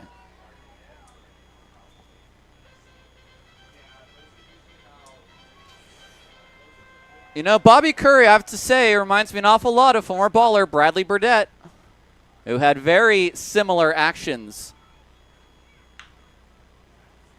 Johnson's got to hurry, and he just beats Buford. Bradley Burdett was drafted by the Ballers out of the Florida tryout camp in their first year of existence. He was 28 at the time, I want to say. Had never played professional baseball before, but was Javi Lopez in about 73 miles an hour. And he lasted only about 15 games with Oakland, maybe fewer, but he did get the save in Game 2 of the season. Okay. And the Ballers won their first 2 games in their franchise's history up in Glacier. Stone is 0 for 3 thus far. I mean, I don't think Curry has touched higher than 75, 76 miles an hour, just to show you how hard he's throwing, or soft he's throwing. Yeah, when does hard become soft? What's the line? How hard is he throwing? 75. Well, how soft is he throwing? You know. But obviously it played for him in college back at Clarion. Oh, he was also with the Sussex County Miners in the Frontier League and had a 3.89 in 44 innings. So he was the Javi Lopez of Sussex County. And Damian Stone cannot buy a hit. It's another 4-3 ground out and another nice play by Kaufman. Kaufman's got that footwork to a T. That slide and spin. I've got some Elaine George going on right now with Allgaier and Stone. You were down here, and now you're up here. He was here, and now she is here. And Jerry, he's even Steven, as always. Here's Blythe. 2 outs. As a hitter, you're just really saying, oh, I want to take a big swing. Let me time one up. Let me jack one out of here. And you kind of have to prevent yourself from doing that, because I think that's what Curry is looking for you to do. Again, these aren't knuckleballs, but they're getting rather close.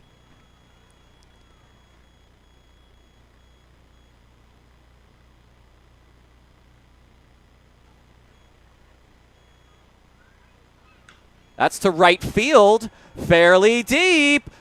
Blythe off the wall. And now he's got to run to second, and he's got a double. No one was covering.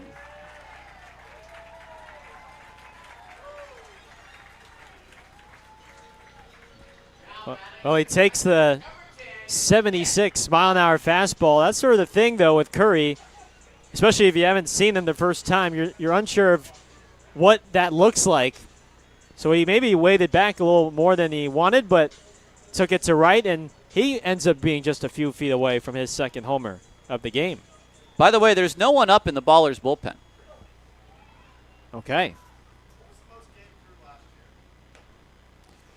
Tanner, of course, was the first and only baller ever to throw a 9-inning complete game. And I don't think he threw any more than 100 on that day up in Yuba. Poss into right field. That's a base hit. Here comes Blythe and Nick Poss, a 2-hit game.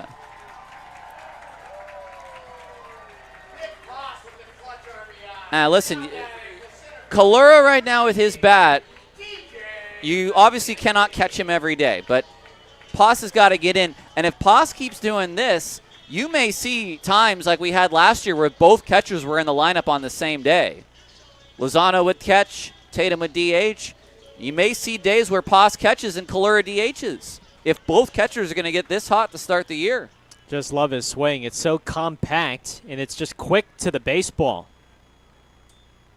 Kenzie takes strike one. Provides a lot of thump for a guy at 5'10".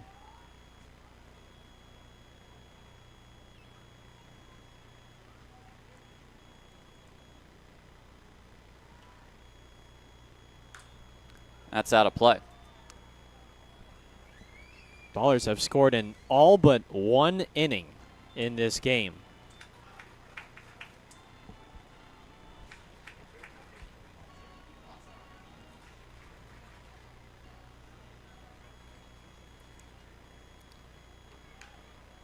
Popped up. Young. Does he have a play? Nope. One more game tomorrow in this 3-game set. It's Scrappy's birthday, and I know a bunch of other mascots will be in attendance to celebrate Scrappy's birthday. I don't know how old Scrappy is. It'll be the 3rd time we get to celebrate his birthday.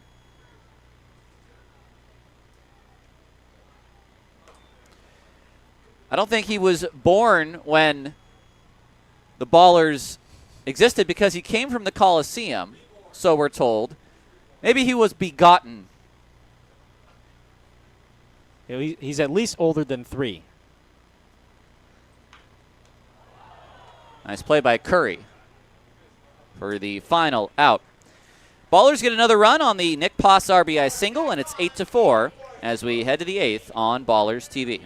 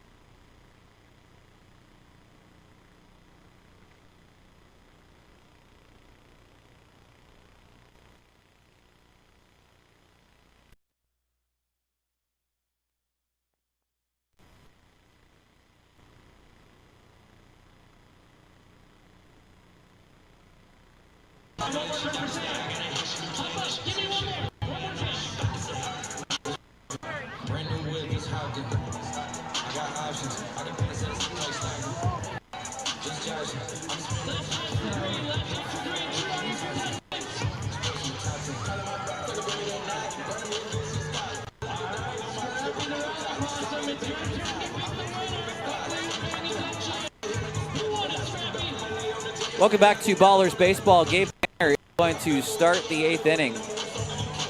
And as I look down to the bullpen, I do believe I see one of the new Ballers, Matt Lozovoy, getting ready in the pen, the former California Golden Bear. But it's Tanner on 99 pitches to begin this 8th inning.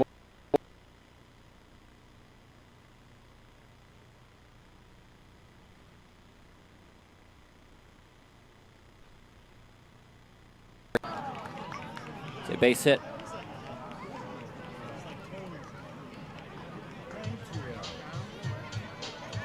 Now batting the 3rd baseman, number 20, Justin Johnson.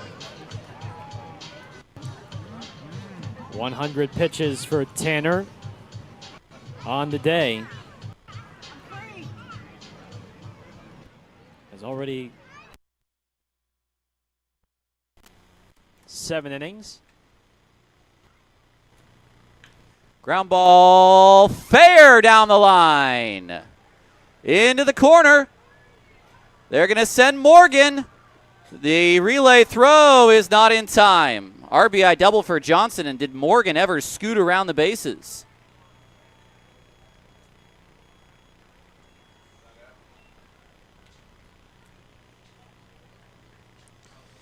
Well, for Gabe, don't know how much longer a leash he'll have.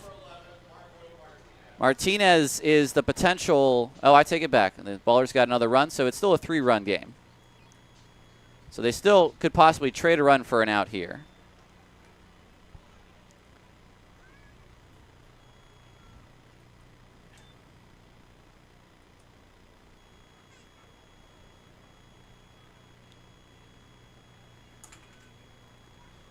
Martinez is 0 for 2 with a hit by pitch. So he takes ball 1. 9 hits now for Red Pocket.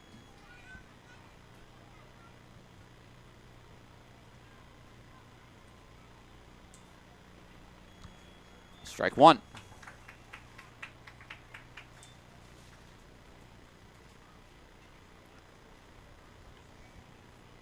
Trying to get Kashawn Frett, one of their home run hitters, potentially tie it up. Allgaier. No, this is off the foot of the batter at home.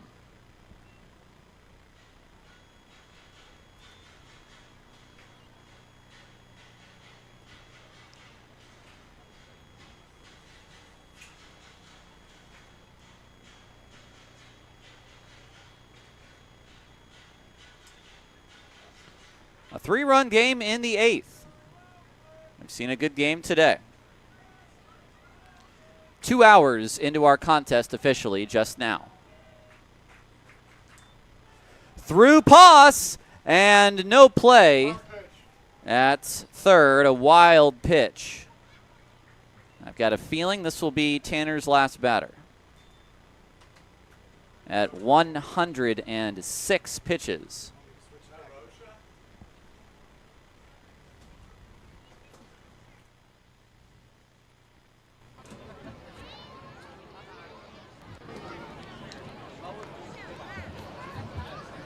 Two and 2.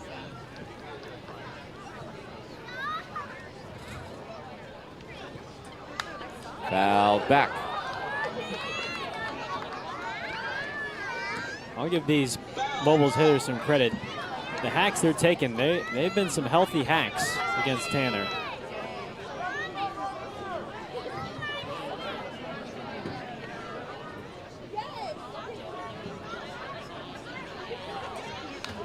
Just got a piece. This battle will continue. It's a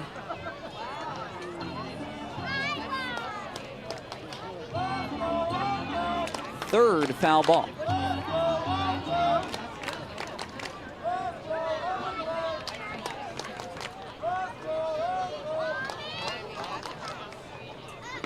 That is strike 3 called, and Frett knew it. It's a 6th strikeout for Tanner. Now batting the center fielder, number 10, Kashawn Frett. So that'll bring up Frett with 1 out. I am not sure that Tanner will see Chavez again. So this may be the last batter as Frett takes high.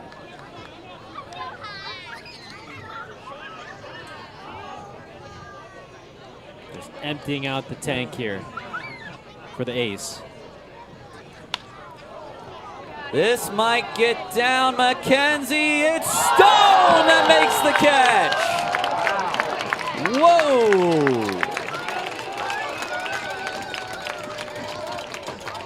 And now they want to throw the ball to third.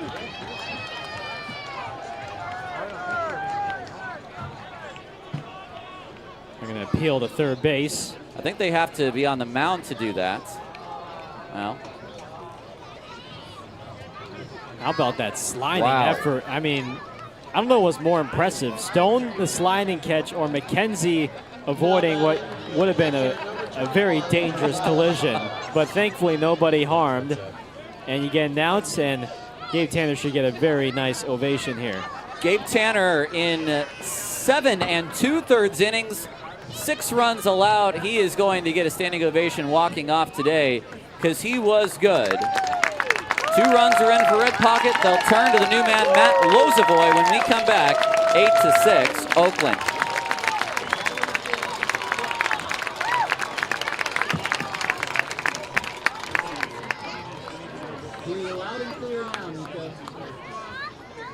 Manager Aaron Miles is calling for a change.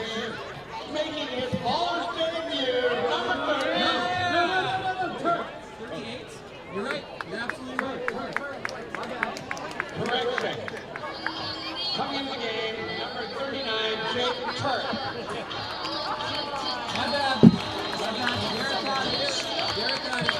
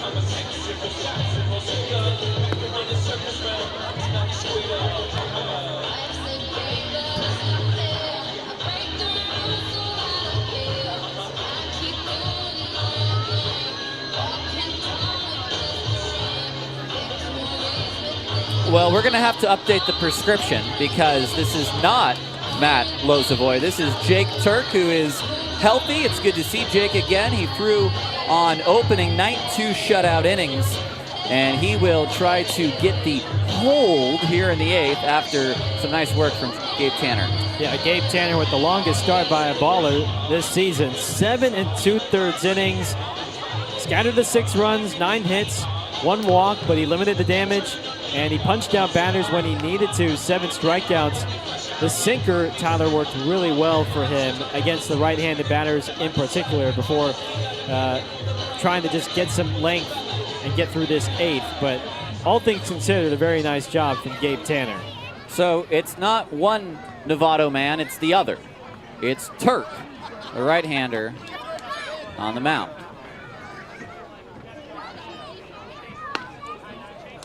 This pitch is outside for ball 1.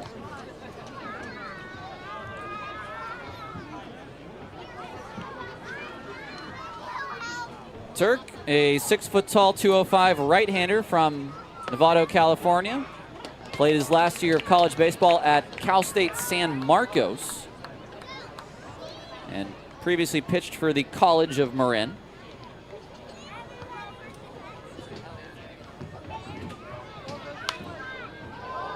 Play, it's 1-2.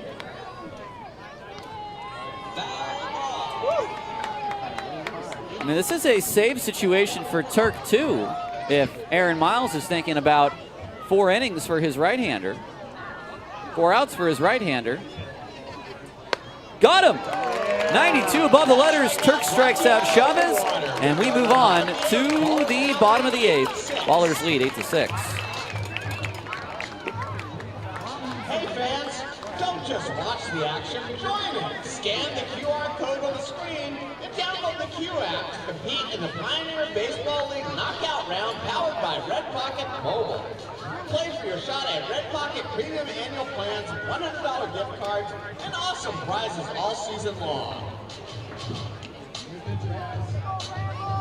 All right, it is time to crown our Ballers Fan of the Game.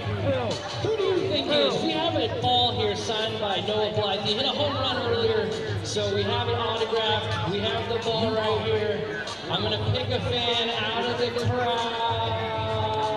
I think I have our fan of the game right here. Make some noise for our Ballers Fan of the Game. She's running off with the ball.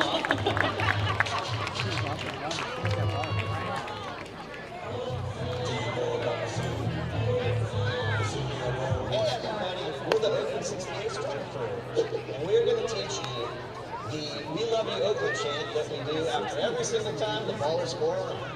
It goes like this.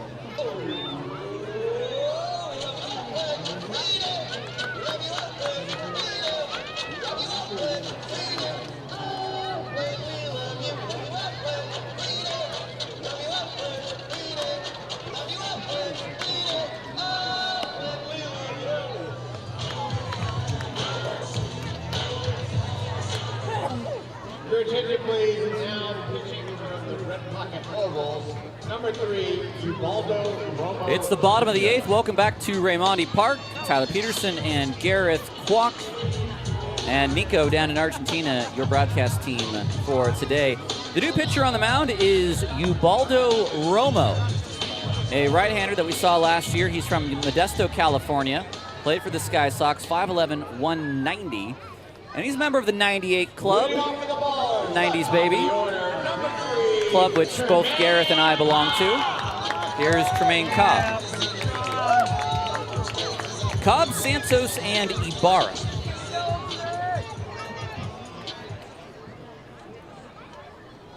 Trey is 1 for 4. Swings and misses through that breaking ball.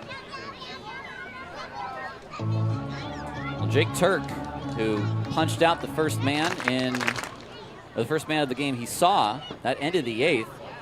The bullpen is quiet. He may go for a 4-out save tonight. Well, officially for Loria, it's 7 earned. Bobby Curry pitches 1 2/3 innings and gives up 1 run.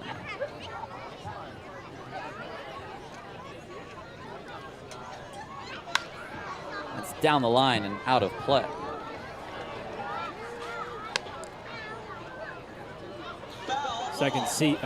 Third season in the Pioneer League for Ubaldo Romo, who has spent time in Grand Junction and with Colorado Springs.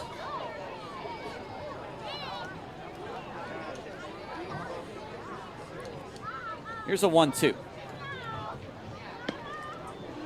Ooh, close. Great take from Trey on a pretty darn good two-strike slider.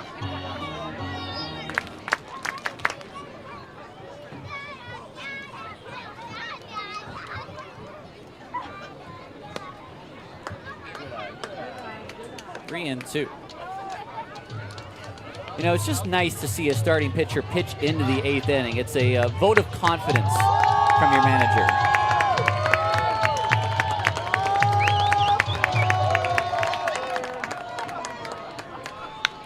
Cobb will flip that into left field.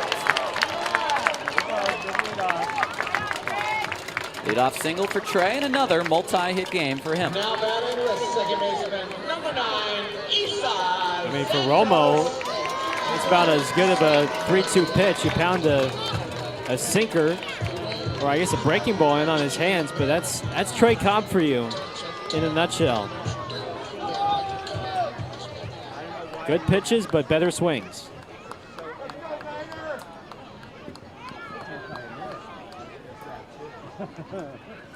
Santos did not bat the last time his spot came up. That was taken by Leahy, who had a sacrifice fly in the 6th. He's homered, grounded out, and walked. He's scored twice.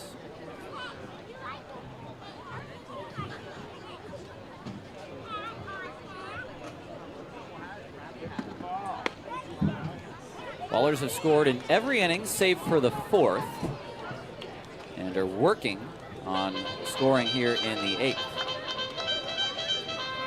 You like to see a consistent march of runs throughout the game, even if it's just one run. And it's only a 2-run lead right now. Yesterday, Oakland beat Red Pocket 3-2 in a game that ended with the bases loaded on a double play ball. So they've played each other close in this series. 2-1. This could be a steal situation for Cobb, who's 7 for 7 so far. Yeah, I would not be surprised if Aaron Miles puts him in motion, knowing that 2 runs in the Pioneer League, that's not entirely that safe. Santos into the glove of Romo, and look at that double play. Oh my goodness. Well, Isai, it's hard to feel snake bit when you've been hitting home runs, but he's now done that in a couple of games back to back. Now batting the first baseman, More pitcher fielding practice from this Red Pocket team. I don't know if that was the emphasis when they all came in for spring training, wherever they were coming from, because the pitchers have just been reacting so quickly. Ibarra looks at strike 1.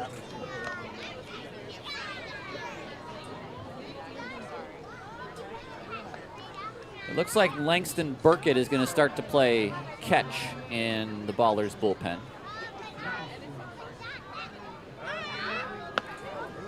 Just in case something goes a little haywire in the top of the 9th.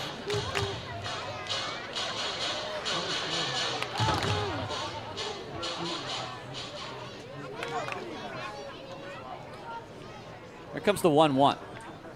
Ibarra flips this to left field, moving back Morgan. He's got it. That's the final out of the 8th. Ballers are up 2, headed to the 9th on Ballers TV.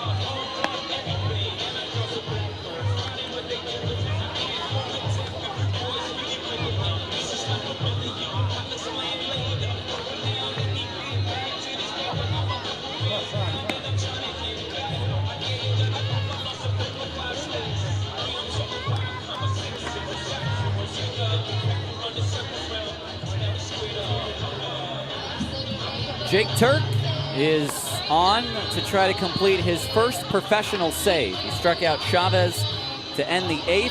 He needs 3 more outs in a 2-run ball game to give Oakland a series victory and a 5th win in 2026. We'll see Eli Young, Marquise Johnson, and Johnny Horvat. And just in case, as I said, if it gets a little hairy, it looks like Langston Burkett will also be ready. So this is Turk's game. Came off of the injured list today and is looking again for his first professional save. First pitch to Young. It's a fastball right on the outside corner for strike 1. 6 runs for Red Pocket, 8 for Oakland. Oakland has out-hit the Mobiles today, 13-9. Neither team has made an error. Red Pocket with 2 challenges left, Oakland with 1.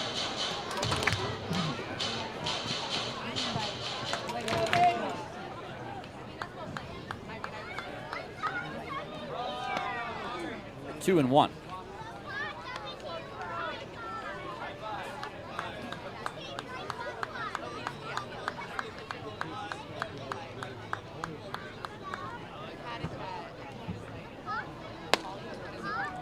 Three and 1. Now this next one has to be a strike.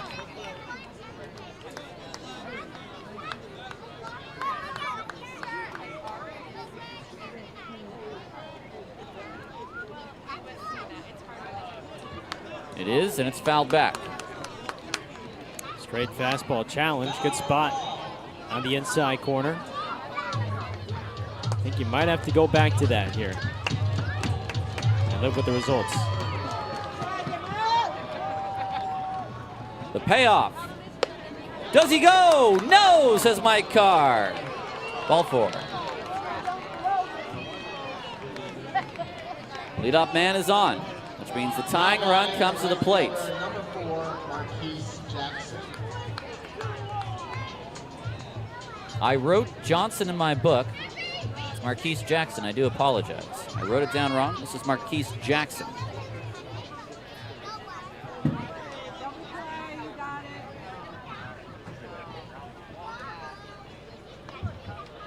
First pitch. Oh! Got a big piece of Ron Adams, who's got banged up behind home plate today. Matthew McElroy is going to jog out, just double check that he's okay. Give him a breather. That was loud. That was loud.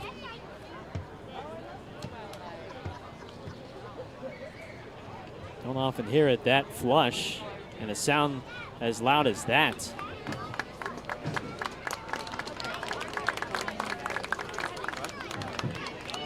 It's 0-1.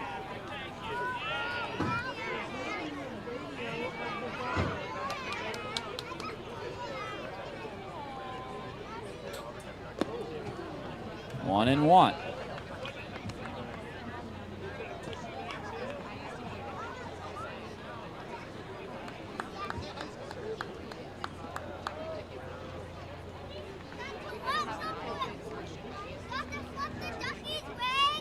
Swing and a miss. Ball gets away from Poss, but he jumps on it. Nice breaking ball that time. 1-2. Good changeup from Turk.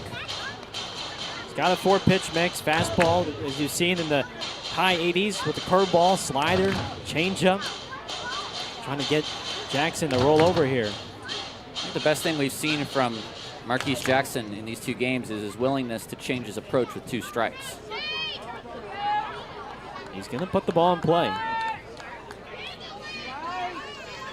1-2. That's out of play. It's like a changeup from Turk there. Once again, the margins are fine here in the 9th. That's the tying run at home plate right now.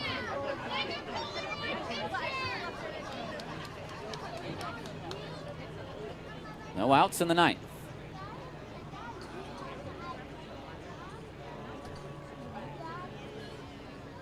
Swing and a miss. Big overhand curveball. And Turk has his second strikeout.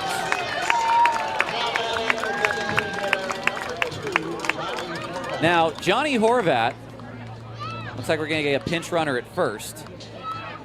Johnny Horvat has doubled twice, and he nearly homered to right center field. That's Maury Weaver running at first. Running at first base, number 31, Maury Weaver. I don't think you'll see Weaver try to steal a base down 2, but he is in there to take the extra bag on a base hit. So Horvat has doubled to left, and he's doubled to right. 2 for 3, and he was hit by a pitch.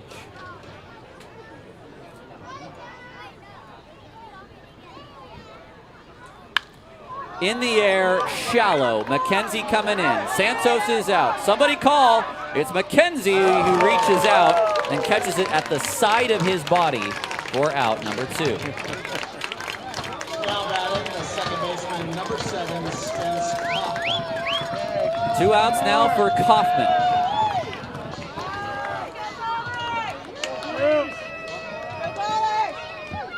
One for 4, singled in the 8th. He's popped out and grounded out twice.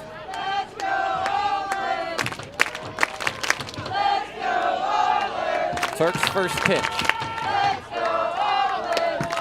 Fastball low. One challenge remaining for Oakland, both for Red Pocket.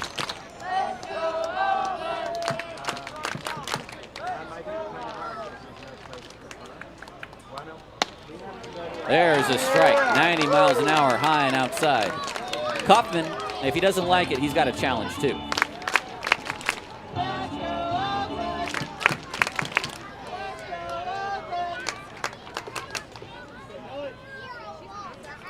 Whoa, wild swing from Kaufman.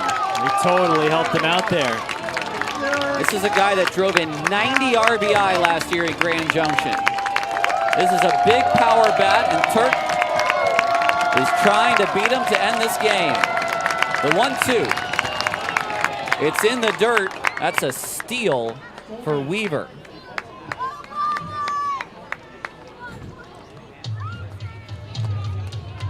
It means little in the grand scheme of this inning. There's only one battle that matters, and it's between pitcher and batter.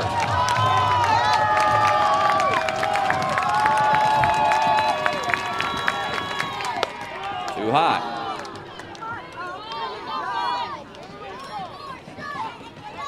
You want to win it here. I think he wanted that a little bit more in and down. Well, we see the breaking ball. 3-2. Here it comes. That's off the plate for ball 4, and Poss knows that's off the plate. Otherwise, he's going to challenge. What is the leash right now? Number 15, Rayvon Morgan. Here's Rayvon Morgan. That's going to be it. The call is made. Jake Turk will get credit for a hold, but they're going to bring in, looks like Langston Burkett to try to get a save. One final out to get with the go-ahead run at the plate here on Saturday.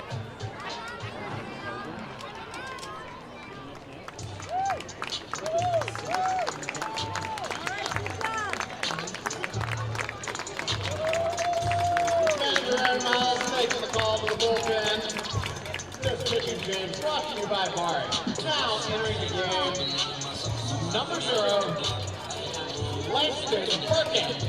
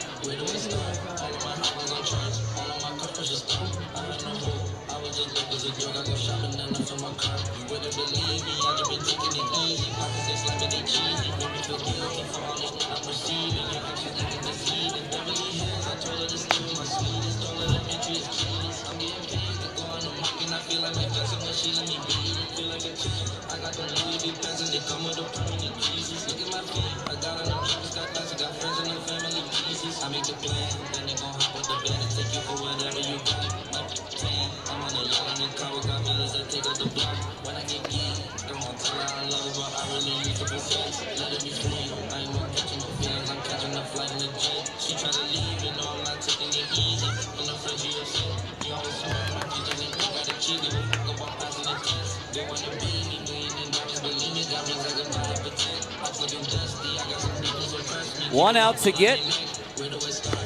One out away from a win in an 8-6 ball game. Langston Burkett is on for the save in the 9th inning. He will face Rayvon Morgan.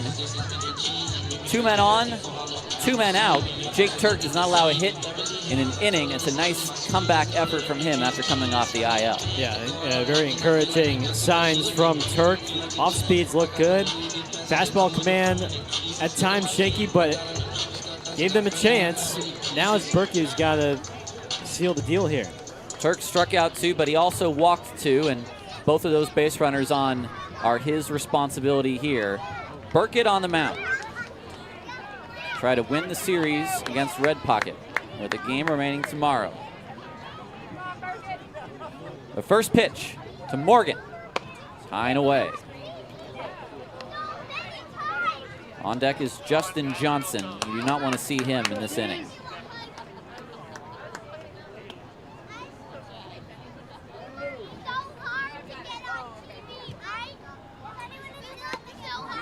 Well, too hot. 2 easy takes for Morgan at the dish, and now he knows he's going to get something good.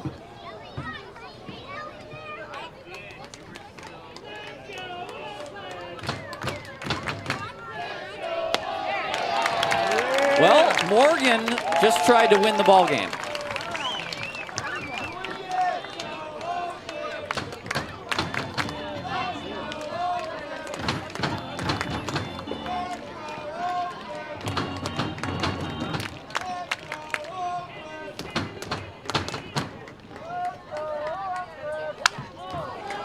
Popped up, a tough play. Who is it? Cobb for the win! A twisting dive to seal it in the 9th.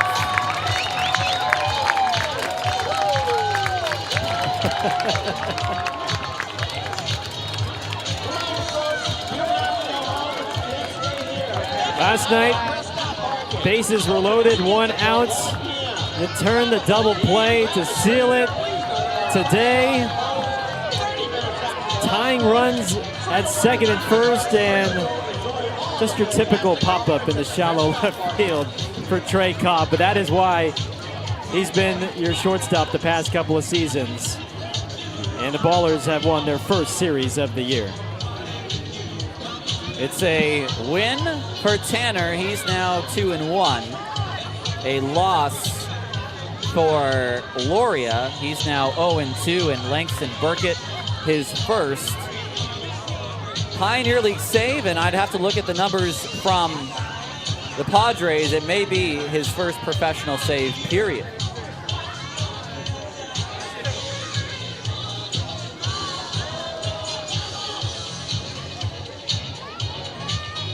We are going to get our Proposition Chicken player of the game. Casey is going to be standing by. Let's send it down to the field now. All right, thank you, Tyler. We have Gabe Tanner here. He is our Proposition Chicken player of the game. And Gabe, we're deep here in this first homestand, going 7 2/3 innings, 7 Ks, putting the team on your back. You know, how important was it for you to take that leadership role today? Felt good to dominate early. It's been working for me, and trust the guys behind me. That's all. I was sitting up in the crowd with your parents, and at one point you struck a batter out, and your dad cheered so loud he apologized to me. I was like, dude, you don't have to say sorry for that. But, you know, to be able to do this in front of your family, in front of your hometown fans, I mean, what does this mean to you? It means everything. I love Oakland. I love that the people come out. You know, the noise and the loudness, everything, it combines to us. It's a recipe for disaster, and I love it. 2 in a row here. We got one more to end out this homestand, Gabe. You know, what's your message to the fans? Let's go Oakland. Let's go Oakland! Hey, Ballers fans, we're back tomorrow to celebrate. Well, that was your Proposition Chicken player of the game. Gabe is going to get a $50 gift card to Proposition Chicken. We'll take a break and come back. We'll give you our wrap-up on the Ballers postgame show. From the whole team. We'll see you there.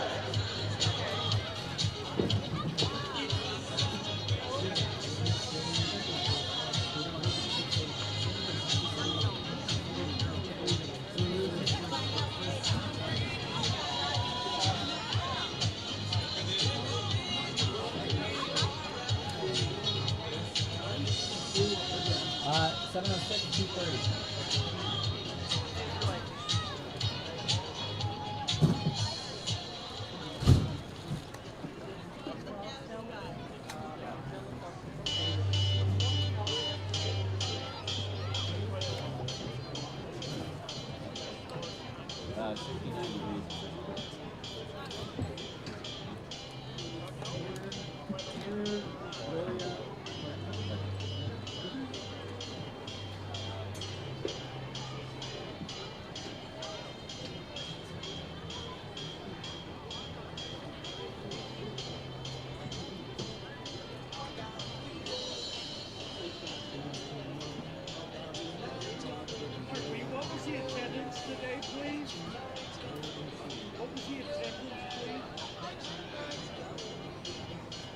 What's that?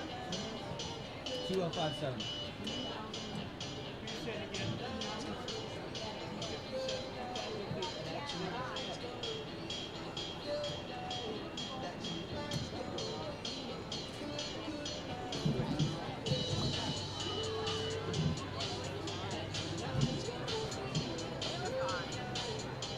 Welcome to the Ballers postgame show here on Ballers TV. It's a win for Oakland by the score of 8-6. The Ballers win the series, their first series victory of the year. Unless you're counting that first little 3-game series against Long Beach, then it's their second series of the year to win. They're now 5-6. Tyler Peterson, Gareth Block. I think what we saw today was kind of a full display of what we want this team to be, which is good pitching and leadership on the mound, which Gabe Tanner had. He did give up 6 runs, but it was over 7 2/3 innings. If he would have left after 7, it would have only been 4. I think for Gabe, we saw a much better start overall. He should feel happy about how things went. I think he's going to be a little upset he gave up 6 runs. Hitting, defense, no errors. In fact, some spectacular plays as well. Yes, Tremaine Cobb ending it with that over-the-shoulder catch in shallow left. But like you said, the pitching has been great the past 2 games. Gabe Tanner going deep with 7 2/3, longest start by a baller this year. The offense helped him out. He got plenty of run support. Oakland has been flexing the muscle all homestand long, 4 home runs hit. So you combine all those things, Tyler, between the power, the pitching, good defense. You're going to give up some runs in this league. That's just kind of the nature of it. 5-6 runs, but if you continue to just keep winning the innings, stacking the innings, and keep hitting the balls out of the ballpark, extra base hits will collect. And this is, I guess, the recipe that Oakland wants to play, and it's been successful this weekend. It's good to see Jake Turk out of the Oakland bullpen. It's good to see Langston Burkett shut it down. When Nelly's not available, I think there's a question of who the Ballers will turn to, and Valak Cisneros also is not available. So they go to Langston Burkett on back-to-back days, no less, and Burkett does his job. Gets a pop-out to Ravon Morgan. The first 2 pitches, high and outside. Morgan then helped him, and then he made a great pitch on that sinker. Got Morgan to pop out, and then Trey Cobb with the diving catch. We saw a nice defense from Stone on 2 catches. So all in all, the Ballers did enough today to beat Red Pocket, who certainly are going to threaten. They've only won 1 game. I was looking at the box scores throughout the first series, and they were getting beat by Modesto, lopsided victories. Yeah. But there were some close games late in the game, and for these players, they have a lot to play for other than, just their personal pride. I mean, they've got a team that could be just maybe a little bit of pitching away from being competitive. So we may be seeing Red Pocket at a good time before they hit their stride. And it'll be an interesting experiment anyway to see how they do in the league this year. But these have been 2 good games. Now, how the Ballers view themselves versus Missoula, versus Long Beach, versus Red Pocket, you kind of have to figure out where you kind of lie in all that. They've played each of those teams pretty much straight up. I mean, some of those Long Beach games have been as competitive as these games against Red Pocket have been. Yeah, no question. And I give Red Pocket a lot of credit. Their lineup 1 through 9, I think every guy throughout this series has put together a competitive at-bat, even if it doesn't result in reaching base or getting a hit. But they see pitches. They fight off pitches. And like you said, I think they're a couple arms away from perhaps competing a little more. So, it's now 11 games in. You like where the offense is at. The pitching's starting to turn the corner. You're starting to identify some guys who can succeed in the roles that they are in. And hopefully you can sweep Red Pocket and take that momentum into Montana, where Glacier right now is off to a very strong start, and see how you do on the road. Well, one more game tomorrow. It'll be a 1:05 Sunday start. It'll be Scrappy's birthday, so we hope we see you at the ballpark. If you can't make it out, be sure to tune in to Ballers TV to watch that final. We'll take a break. We'll come back. We'll wrap up with some scores around the league and in Major League Baseball today, and some final thoughts before we push it off to a day game on Sunday. You're watching Ballers TV.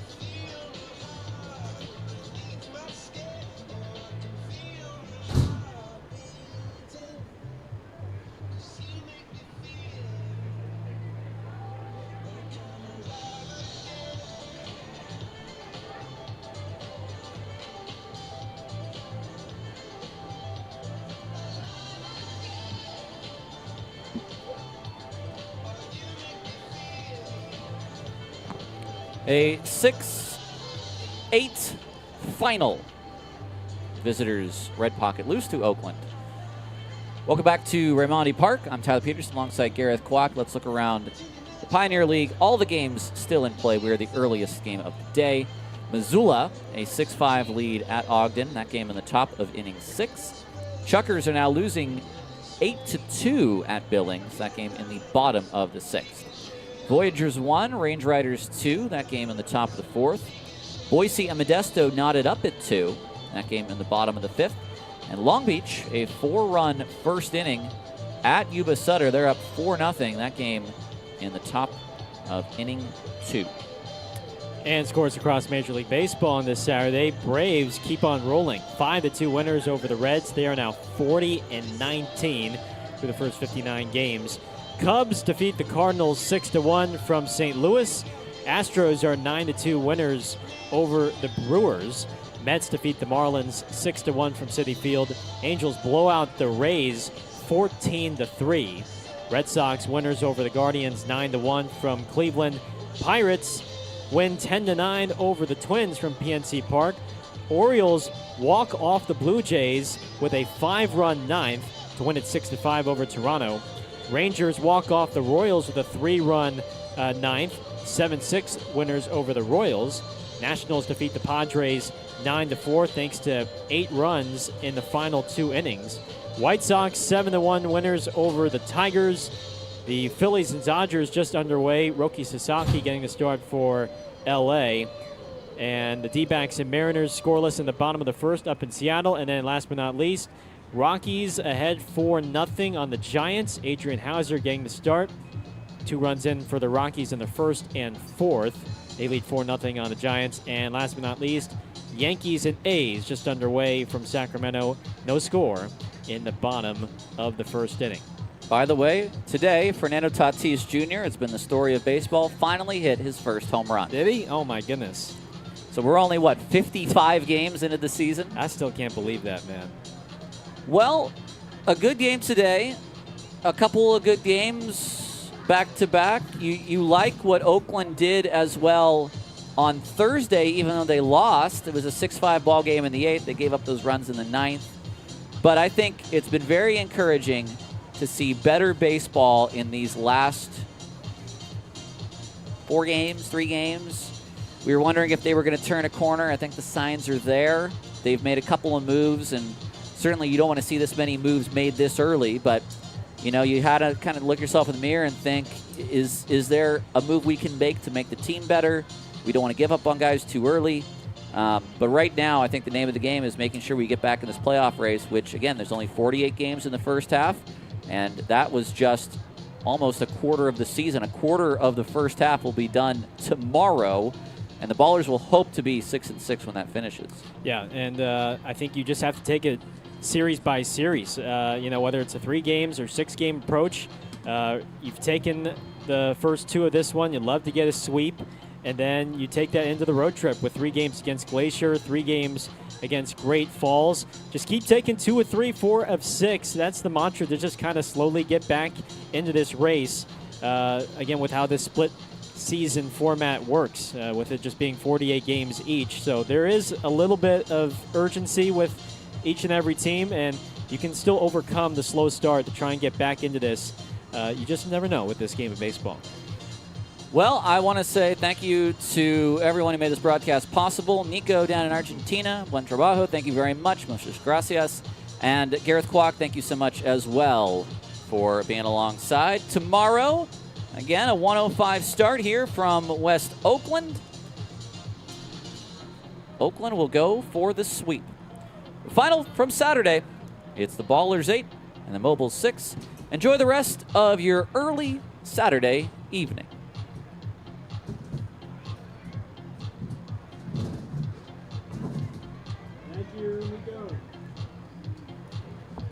Here we go. Scared me. Yep, all right. See you next time. Okay. See you guys Sunday. See ya. Tomorrow. Oh, yeah.